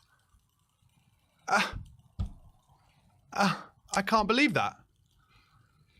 Anyway, free kick to Spurs on the halfway line. Romero with it. Bissouma will get it, surely. Oh, it's a lovely ball into Sonny almost wasn't ready for that because Romero played a beautiful ball into his feet and he just couldn't get a good touch on, which you would think he would. Dragishin now, he's not comfortable with it at his feet at the moment. Just a bit nervy, I would say. That's how I would describe it. Comes back to Vicario. Half an hour to go. Spurs have definitely been better this half, but we haven't scored the second straight after the first, which we've done quite a few times in these kind of positions this season. Good ball from Bissouma there, out to Maddison, who's on the left-hand side, looking for a ball. Plays a big crossfield ball to Porro. Sar's made a lovely ball, and it's a beautiful... Oh, what a pass. Oh. Beautiful football. Werner's at the back. Oh, that was wonderful football. Oh, my God. You can just see it all happening. Great defending by the guy who scored the own goal as well, but that was sensational football. It really was. Oh, and Sonny's in now, down the right. Another chance. Oh, he's cut it back this time. Matters. Handball? No, it won't be a handball. It got blocked. Don't foul him. Well done, Pedro Porro. Stand. That's going to... Oh, and the keeper's had to... He's nearly caught the keeper out there. And that's a goal kick. And he's run into the post to waste some more time. Ooh. Show us that move again from Spurs. The ball from Porro, Sarr had made a lovely run, and Porro just skids under the ball like that with a beautiful pass. Oh, they're not showing the right bit. They're just showing the bit where he's fine. He's absolutely fine. I think he's just trying to slow down because we're really on top now. Of course he is. It's embarrassing. That ball there. Oh, yeah. And a lovely run from Brennan. Oh. See, look, now, if that hits Timo Werner, he's way in front of that ball. It goes behind him. Luton really wasting time here, that keeper. He needs to get booked soon. Substitution for Luton here. That's Berry off, I think, the number 8.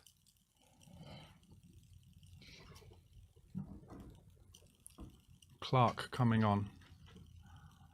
Bissouma trying to make him come on quickly, and Luton taking their energy gels while they do it, which shouldn't be allowed, really.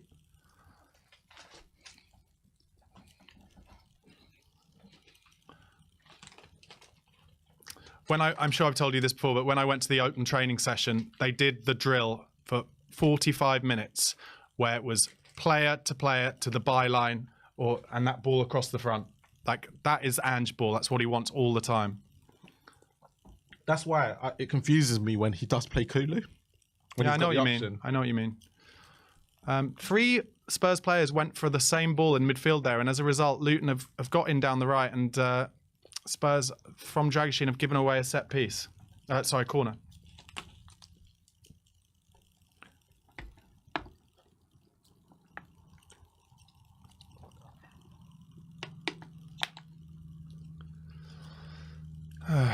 Corner to Luton.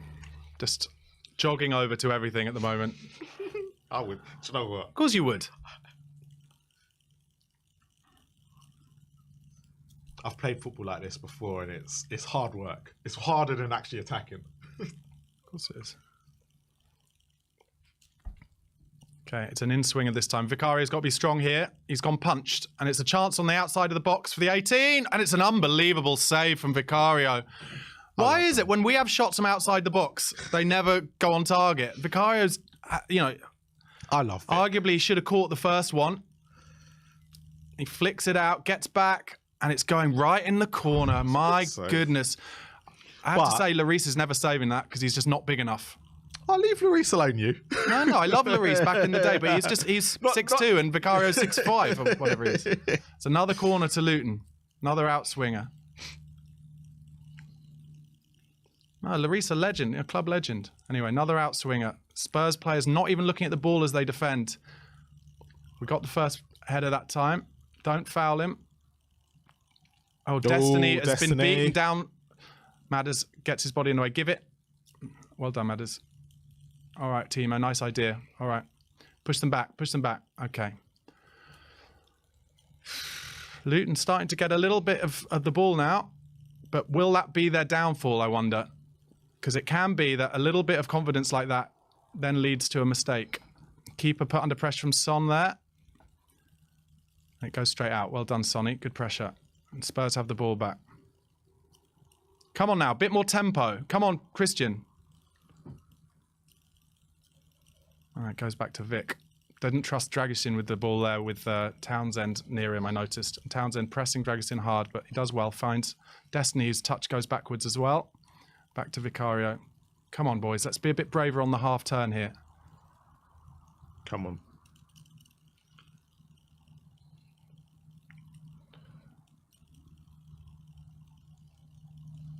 Come on. I feel like that first 5-10 minutes we were braver on the ball.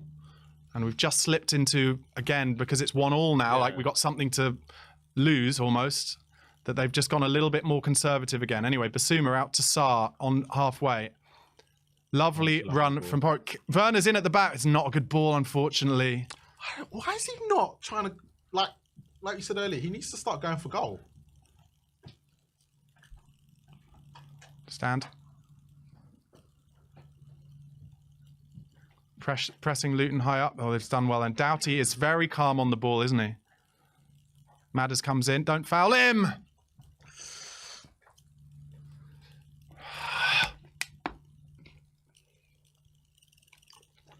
And Chong is pretending to be injured here. 66 minutes gone.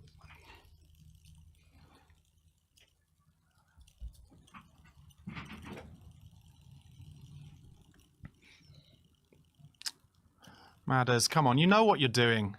Just, you know it's your frustration there, Madders. Come on, mate. Oh, Maddison being taken off.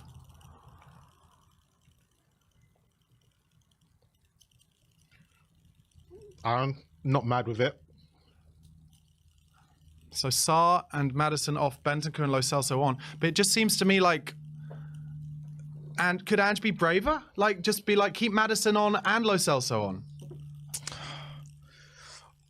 If the ankle's still a problem and he can't play fully 90 minutes, then maybe the sub was always going to be one. Meanwhile, on comes a player with a broken toe. So, it's like Ange said, he's still got 9 others. Yeah, but it's about balance. It's actually about the stuff, you know, Bentancur said, I can't feel it once I start warming up, but it's about the subconscious. It's not about what you can feel. It's about how it affects your balance without you kind of knowing it. Anyway, 68 minutes gone.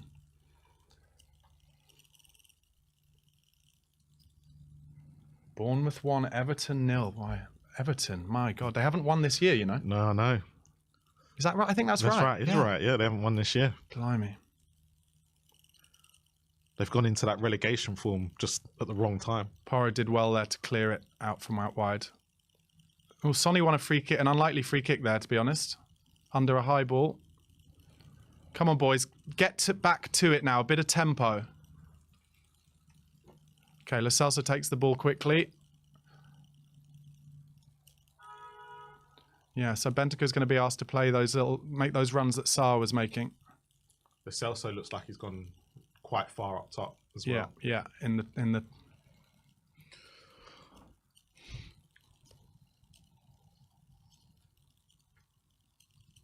I agree. The co-commentator is saying he's surprised Maddison came off. He was starting to have more influence. Good ball into Bentancur then. Oh, that's a lovely ball from Bentancur. Oh, Werner. Okay, Porro, turn out. Good pressure from Spurs there. Lovely. Well done, yeah. If we're going to score a goal, it's going to be on this right-hand side. Oh, yeah. All over them on the right-hand side. They can't deal with...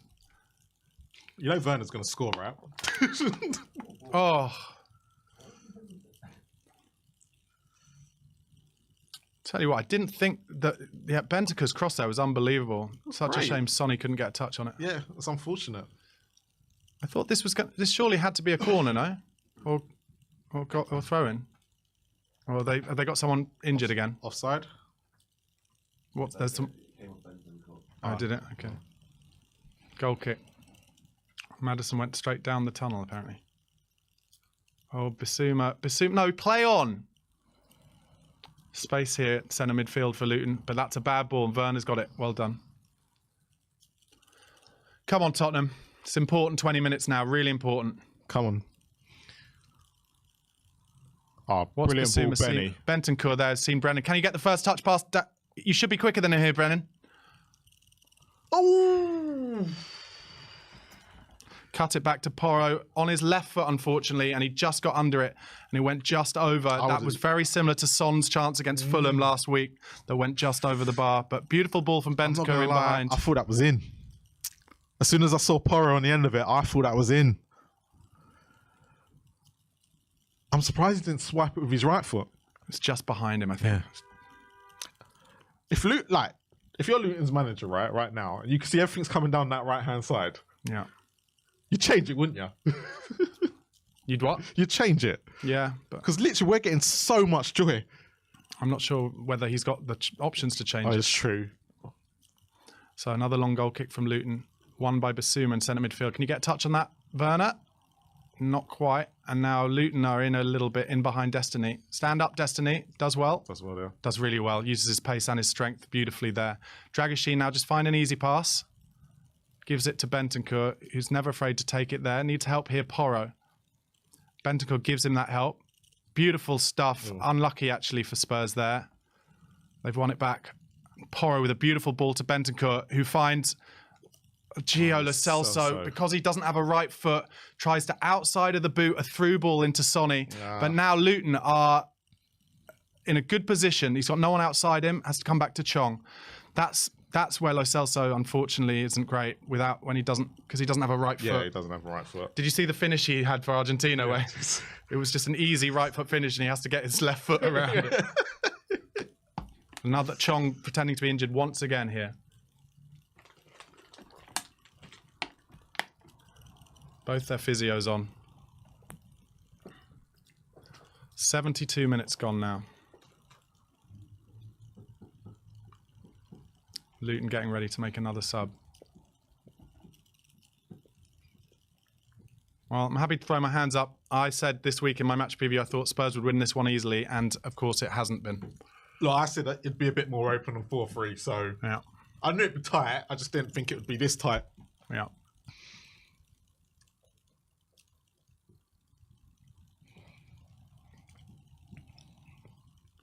Just showing a replay of Chong's goal. Clever block from Morris on Porro as well. Not able to get his body in the way as a result. Okay, Chong now seems okay again. What a surprise. I hope the referee... Chong is now going off. Hopefully the ref does add up these minutes. Onyedinma coming on. Onyedinma, sorry. And the game is back underway. Dragoshin out to Destiny. And Gio's made a nice run for him there. Lots of space for Gio. Oh, a lovely ball into Werner. He's offside.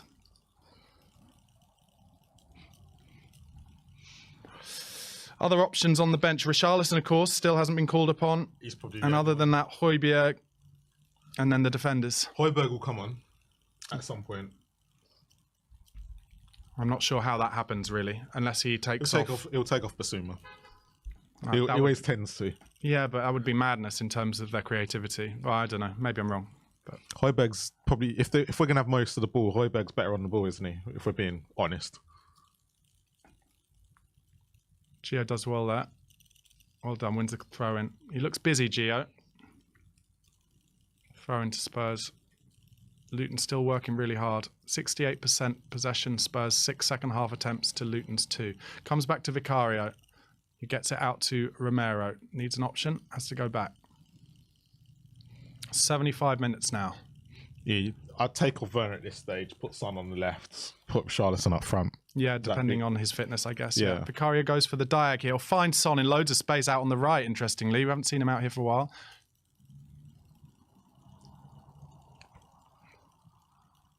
Bentancur needs help. Has to go back. Basuma's got to get away from him there. Gio takes the ball. Comes on his right and comes back to him. It's going to end up going back to the keeper if we're not careful, and it does. That's what I'm talking about is there. What I'd like to see is Maddison and Gio near each other to be able to play little 1-2s and be a little bit more brave on the ball. I'm not saying that Bentancur can't take it, but we've just spent the last minute and a half getting progressively further back in the pitch here. The fans are getting annoyed now in the stadium. And Vicario goes long. And there's nobody there. Wow.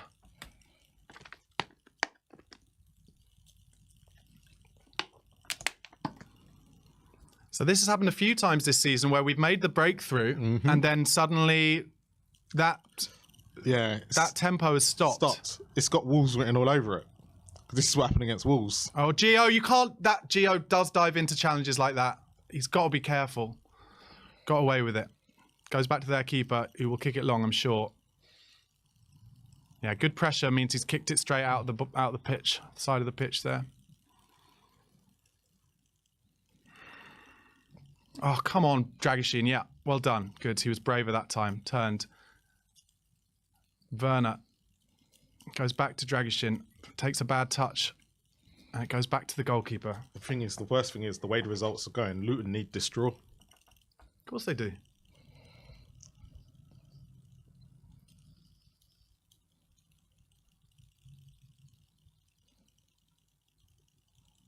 Yeah, so Bournemouth are obviously winning 1-0. Chelsea's 1-1. Forest is 1-1. Sheffield United are smashing Fulham 3-1. What? Yeah. That is Premier League football right there. The team who smash us get smashed 3-1 by the bottom team. Yeah, but Fulham are away, so... at this point, Vicario is getting more ball than anyone else on the pitch. And honestly, it just shows to me that these subs have not worked at the moment. He should have been braver. More creativity in that midfield. Put Bentancur as the 6 and bring Maddison and Gio on together, I think. Okay, Dragusin this time is being brave with the ball and takes it past Townsend. He's quicker than you think, Dragusin, and he's kept going. Dragusin, get out of his way. He's done really well there, Gio. No, that ball wasn't on. It was on. Cut it back to Son. Yeah! Yes, it's gone in. It's gone in. I saw it go in. I saw it go in. No! No! Well, they stopped playing. They're idiots. You don't stop. It literally could have got the rebound. That was mental. Did you see them stop? Oh my God. Did you? I don't know if it was Son, but goal line technology can't, you know. no. But then just make sure you put it in. We'll probably find out the watch wasn't working. What a ball from Werner. He's offside, probably, is he? That went over the line.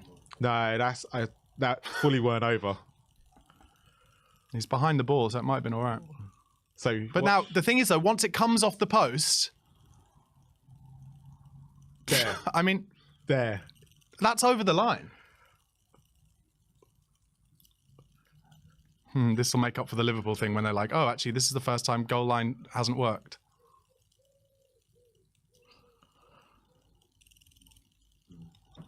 We'll get a thingy of it later, won't we? Okay, so it's a free kick. Porro on it. Yes, the commentator's saying I'm looking forward to the graphic because it looked miles over. He's got to put some pace on this. I'm sure we had a closer one against Watford years back. No. Yeah, I remember us having one of those against What Watford. is Porro doing there? I don't know. He should have just whipped it in, innit? He has to whip it with pace. Yeah. That is stupid. If we don't see a graphic, that'll be interesting. If they don't show us the goal line technology graphic. PGMOL absolutely cacking themselves. Anyway, Luton. Yeah, in the most up-to-date stadium, technology not working. Good stuff from Gio.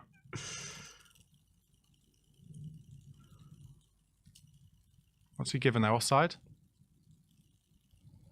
It was brilliant play, though. The ball's gone out. Something we ain't done for like the last 5-10 minutes. Why haven't we seen the graphic? Because usually we get it straight away. Yeah, you do. Interesting ball across his own area there from the Luton defender. Timo, you've got to work there. Work. Stand up, Dragoshin. Okay.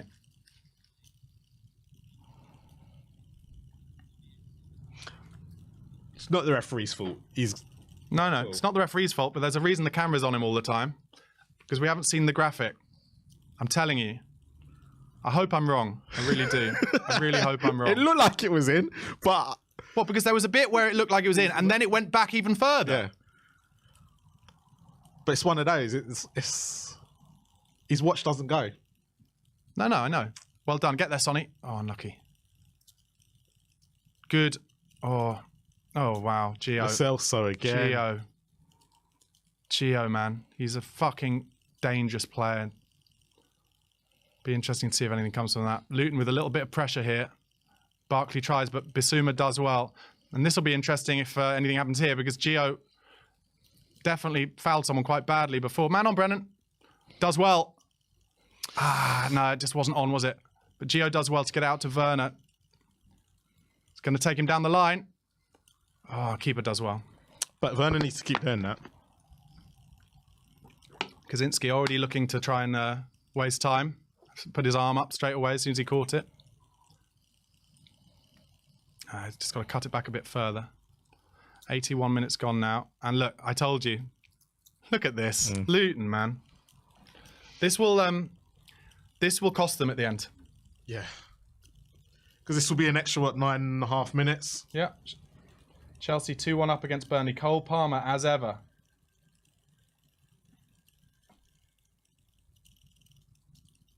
Here we go. Oh my god. God. Oh, yeah. That's how close it was. Wow. They can't all stop. Though. I tell you, I'm pretty sure we had the exact same thing against Watford years back. It was that close. Yeah. Or they manipulated that angle. So, for anyone not watching, Doughty now has gone down for Luton.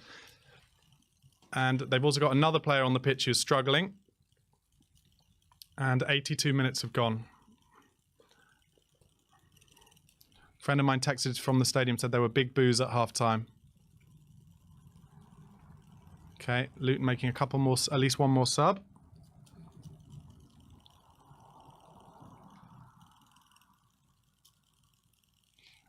Alfie Doughty is going off, and he's the one who Johnson has had a lot of success against down the right-hand side. Come on, I haven't had enough subscribers to get us that goal now. I need a few more from you people. 2,400 of you watching. Okay, game's likes. back underway. Sonny, press the keeper. Oh, I guess you can't. Richarlison getting ready to come on for Spurs. And the keeper goes long again. Here we go. 7 minutes to go. They managed to find at least kind of 4 minutes out of that injury there. Well done, Timo. Pressuring Townsend. Luton jogging to every single ball. And taking their time over every throw-in. Come on, Brennan. You come and press up here as well. You know what's coming, and they go long. Come on, Spurs. We just need another one, don't we? Yes. Okay, good ball from Destiny. Werner, lovely ball back to him, but keep working, Destiny. And Sonny, you've got to go and press him there as well. Stand. Don't foul him. Don't foul him. He wants you to foul him so badly. Honestly. You can call it with Destiny, can't you? But it's... Chelsea 2, Burnley 2. Oh, it's only the same as what we're going through. Yeah. All right, Richarlison. Back you come. Fulham have pulled one back. Score your goal here, Richarlison, and you can start on Tuesday night. Here we go. Okay, Basuma coming off. So Bentancur into the 6. Basuma would come off. Bentancur into the 6. Sonny Son out left. No. Sonny up top with Richarlison. He's gone 4-4-2. Okay, well, Yep, 4-4-2. I feel like there'll be a winner one way or another. Destiny slips over again, and Luton are in down the right with Townsend. He's going to win a corner here. Yep. What? I hate Just put conceding. some studs on. Every week. Why do I have to complain about it every week? You'd think people would like... Oh, anyway. Yeah, Luton have had late goals this season as well, apparently. Gio Lo Celso currently marking someone who's about 6'2".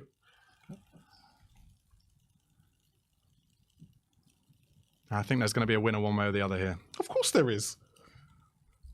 Here comes the outswinger. Is that... Oh, Good brilliant. win by Porro. Oh. Okay, and a chance for a break here. On the break, come Werner, on. get ahead of him. Give it to Werner. No. Oh, Sonny's done well.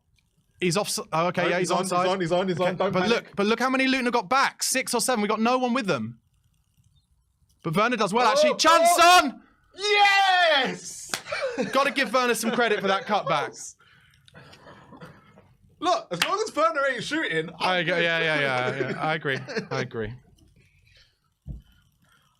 I told you, subscribing to my channel is lucky. I thought Basuma had just come off. He did. No, he's just on the pitch. Is he? He's celebrating, unless he's just run from the bench. He's run. Oh, dearie me. This football club. 4-4-2 for the rest of the season, Jason Green says. Told you. Yeah, Basuma's on. He's just running. He's going to get booked properly. Should do. Relief. Now, if you want to keep the lead for the next 4 minutes, go to Spurs Kings TV and subscribe so we don't lose it. Come on. As I've been saying for the whole game, there should be no added time in this game. There's been no time wasting. There's been nothing. Apart from Luton. No, that's what I mean. So Son did beautifully to start this, and times his pass to Werner beautifully as well. And thankfully, although he's kind of jogging a bit, he knows... But this is good from Werner. Yeah, but this is... Remember I said... And Brennan Johnson with the assist. Yeah. But remember earlier I said he needs to keep cutting down that left and cutting it in. If he does that, it's effective. Yeah. So 2 assists for Johnson. But I like to say, I called Johnson coming on. Would change the game. Yeah, you did. You did.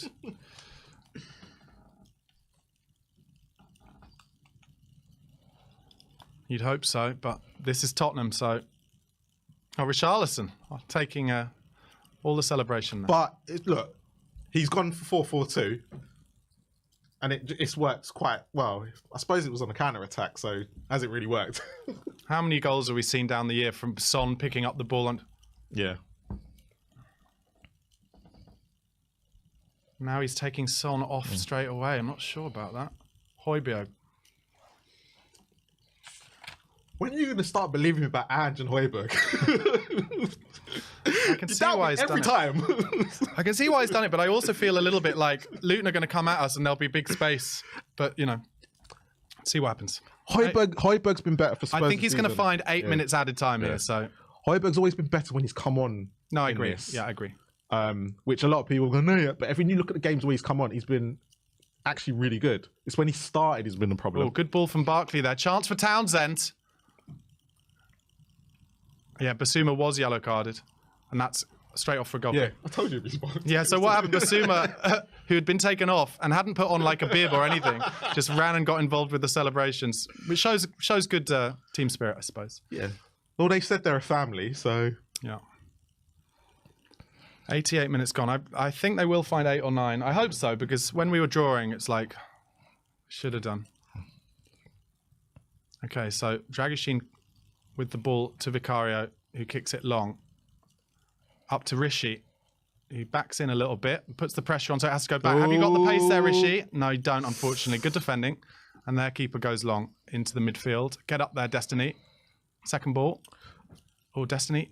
Oh, don't foul him. Well done. And Pierre gets it back to Dragusin, who will get it back to Vicario. And will Vicario keep going a bit long here, which Ange never really likes, but I don't mind seeing it at this point, to be honest. I think but when you look at how the first half went, he probably did need to go long a few times. I told you, 9 minutes, but Bentancur's done well here. Into Gio, who plays it beautifully out to Destiny. Can he get there and give it to Timo? Yeah, 9 minutes added. Well, that was Luton's doing, so can't complain because I would have wanted it. Well, let's hope they don't score from it then. No, I completely agree. So Spurs have had 50 touches in the opponent's box compared to Luton's 10.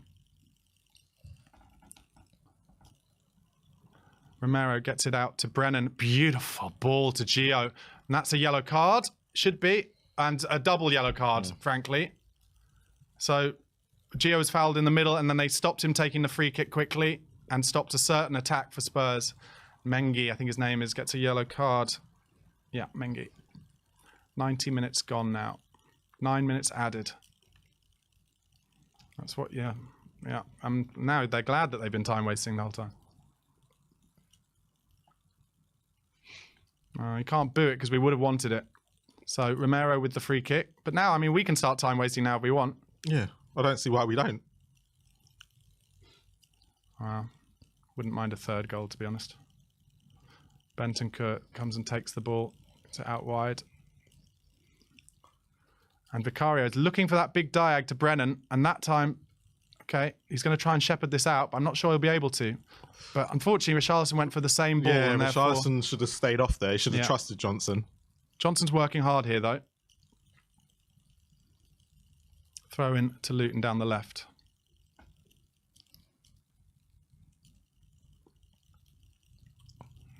Okay, Rishi, press him.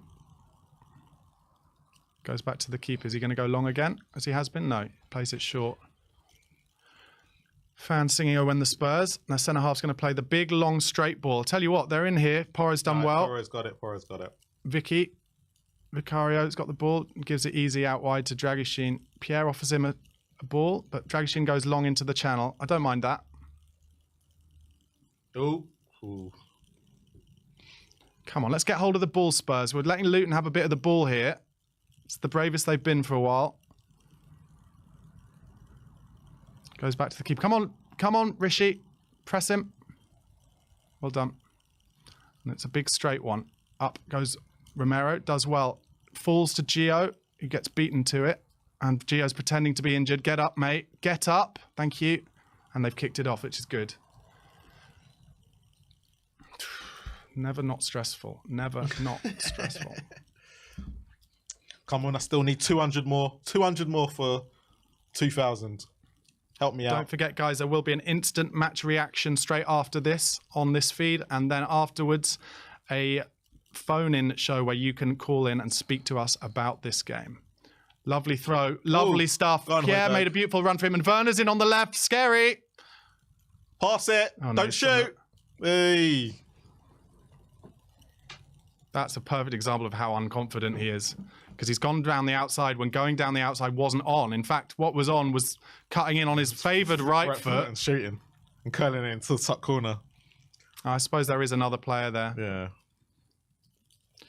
He's had a decent game, I think, Timo. Overall. 6.5. Luton going long. Romero letting it drop, which is dangerous.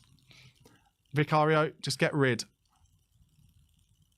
Gives it to Dragusin. Well, he's been part of both goals, theoretically. Dragusin does all right there. 93 minutes gone. 6 to go.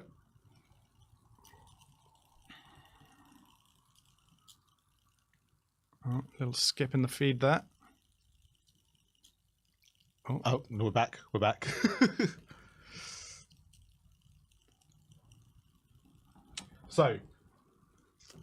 Oh, good flick on from Gio. And well done, Rishi. Oh, Okay, yeah, Spurs done well to get it out wide. I know it was deflected, right? But that's the reason why I let Son get away with it and Werner not. By the way. I think that is not a percentage diagonal ball there. What do you mean? Sorry, I didn't. So remember the comment earlier? Why did I have double Yeah, because because yeah, because Son, even though I know it's a deflection, but look at the difference. Of course, yeah. So I think it might have been Porro just tried to play a big diag through to Richarlison, and for me at this period of stressfulness of the game with 5 minutes to go, we need to keep the ball. Just keep the ball and make Luton do something mad. Okay, Brennan's in, Rishi's in, but he hasn't got the play. Oh, that's a great tackle in the end. Brilliant tackle. Sometimes you just have to clap the tackle that's been given, but that was brilliant. And Pierre's given away an important foul there to stop Luton breaking and get to booking. I don't mind that. I think Brennan maybe could have been braver rather than putting Rishi through, because Rishi hasn't got the pace to get away from them there. True. Højbjerg gets booked. 4 minutes to go, 4.5. Luton have the free kick. What does he do on Tuesday? Does he stick with the Brennan and Werner combo? Let's talk about that after. Can't think about Tuesday. Okay, Luton will go long with this one. Richarlison gets up, but is beaten, and Luton get the second ball as well. Gio does well. Now give it easy, Gio. Well done. Gives it to Destiny. Werner, get on your bike. Get on your bike, Werner. Yeah, he is. Destiny's getting on his bike as well. Put him in. And, okay, just keep it. Not giving Højbjerg credit there for breaking up play. Yeah. Keep it. Oh, drag. Well done. Lovely ball from Pierre. Actually, I think Gio could have turned there. Oh, Bent. Rodrigo, and he fouls him. Ben 10. That's poor.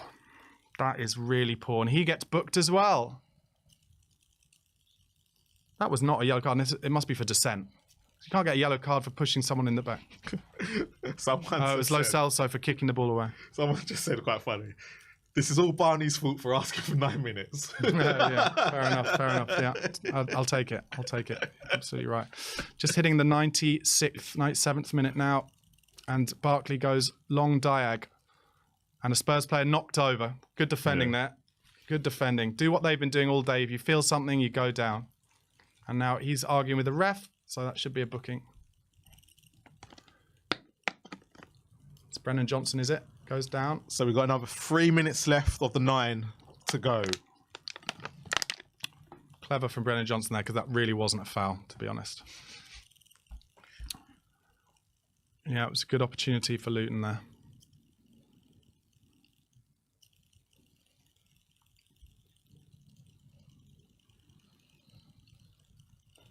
Fans trying to call Spurs on.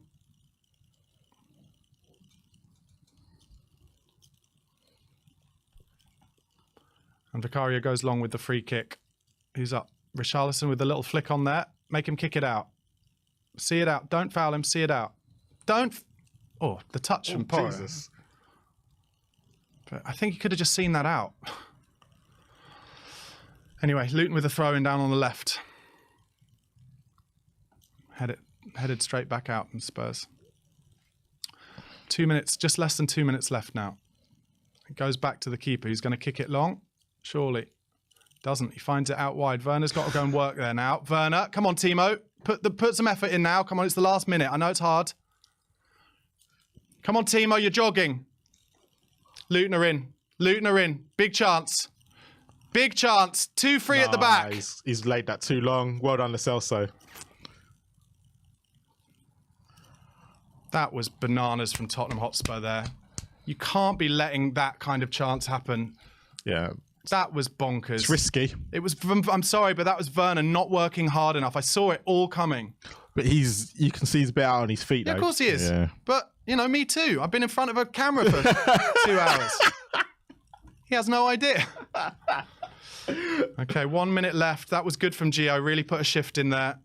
Kev G, I love your comment. I'm not going to read it out, but I love your comment. Hold it up, Rishi. And he doesn't quite, but... Come on, let's win some second balls. Don't foul him. Bentancur, you got to be strong there, boy. Well done, Romero. They're just... Good stuff from Richarlison now. Now, run into the corner. Well done, Højbjerg. Run it into the corner, boy. Werner does well. Gio does well. Brennan, open it out. Oh, Benton, oh my God, nearly slipped over. But good stuff from Spurs, keeping it a bit. They've just got to keep it for 20 seconds here. Just got to keep it for 20 seconds. And they don't. But Romero knows better and kicks it, hacks it in towards the corner. Don't foul him, Rishi. No, he gets in front. Does really well. Play. Brilliant play from Richie. Brilliant. And wins a free kick, and that should be the game. And sometimes in the Premier League, you've just got to find a way to win. It's not been pretty at all. Luton, fair play to them. The second team in a row we've played who've really gone above and beyond. But sometimes you've just got to win. And that's the final whistle. And a super chat from Jory. The result is hiding what we hardly mid-table in terms of performance since forever. Tactics are dire, individual effort saving us again and again. We'll talk more about that in the instant match reaction in a couple of seconds' time. 2-1 win to Tottenham. Hi guys, welcome back to We Are Tottenham TV. The Tottenham Hotspur versus Luton game has just finished, an incredibly stressful 2-1 victory. But as I just said at the end of the live watch-along feed, sometimes you just got to find a way to win. Luton came, played incredibly well, worked their nuts off. Just in the end, Heung-min Son's late finish takes us over the line. I'm here with Marlon from Spurs Kings TV. Is that yes, right? That's correct. Sorry, just trying to remember everything in my head. Marlon, your initial feelings after that game? Poor, but the result is more. What's more important is the result. Yeah. Right now we've got 9 games left, and I'm one of them. I don't care what the football's going to be like for the rest of the season. Right? There's a way that Ange wants to play, and the players need to figure it out. So yeah, I'm happy. Well, I'm happy with the result. I'm not happy with the performance. There's so much to take from that, but I think Ange has got some big decisions to make in the next few weeks of how he wants this system to work, because a lot of people wanted Kulu not even on the pitch, not even starting. And if you look at that second half, he's kind of justified.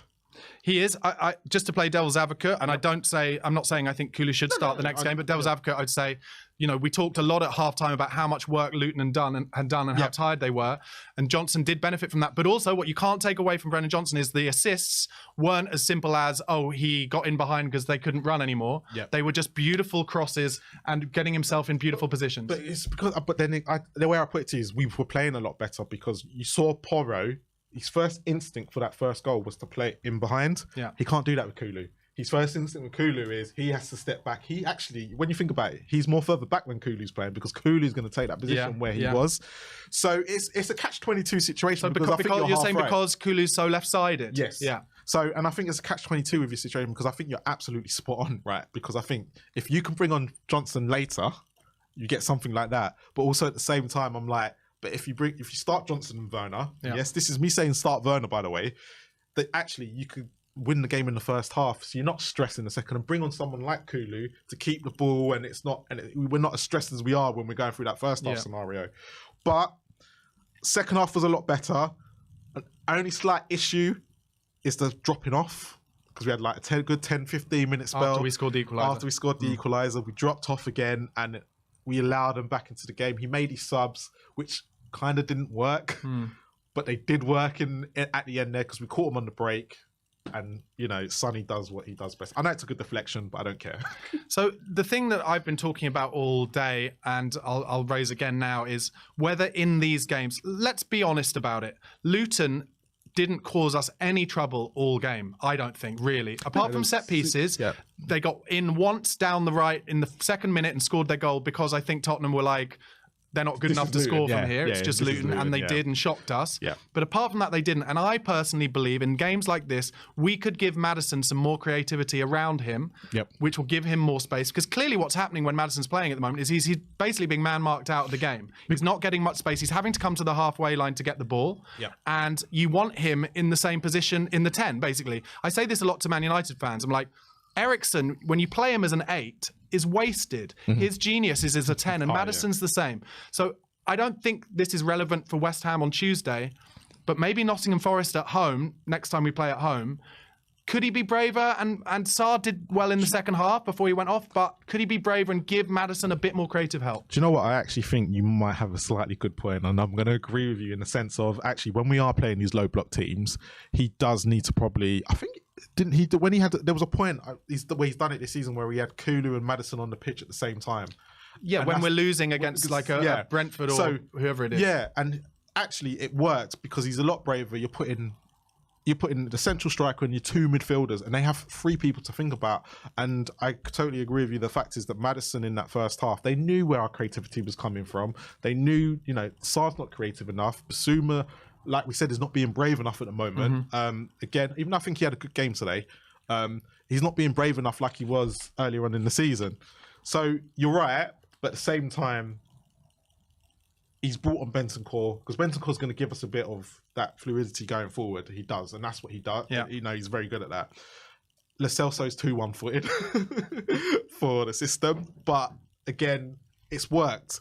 I can't argue with Ange today because his substitutions have worked. There's certain things I'd like him to tweak and change. Yeah. But at the same time, if we've just come out on 1-2-1 and we haven't even played that well, and actually it is down to the substitutions that he's done today. It is, and there's nothing. His starting lineup was probably wrong. Yeah. And I think where I agree with something you have said, they took Luton lightly. Yeah. And you could see that clearly. In the same way we took Fulham lightly last time. So the goals were scored. An own goal was the equaliser, and then Sonny with a deflected finish, but it was Johnson with two really important assists. I want to bring someone up who maybe gets forgotten about a little bit in these kind of scrappy wins. Vicario made some really important saves, at least two that I can think of. That if we'd gone 2-0 down, that game is done. So they were obviously, I think they were both at 1-1. When he makes these two saves, and they're very crucial. And that was the only two times Luton really threatened us. One was a long shot. One was a long shot, and then there was one on the edge of the box where you came across.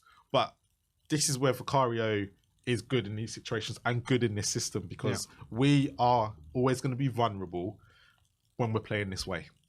And when you do get the goal back and you're trying to get that second, we've done it all season. We will leave things open. So it's just a case of, can Vicario save us enough, like he has been doing this season, to keep us in the game? And today it's worked.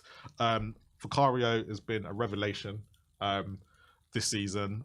It's just been a disappointment that he hasn't kept more clean sheets, but that's not down to him. I don't think it's down to him, I agree. So Radu Dragusin got his second full start for Spurs today.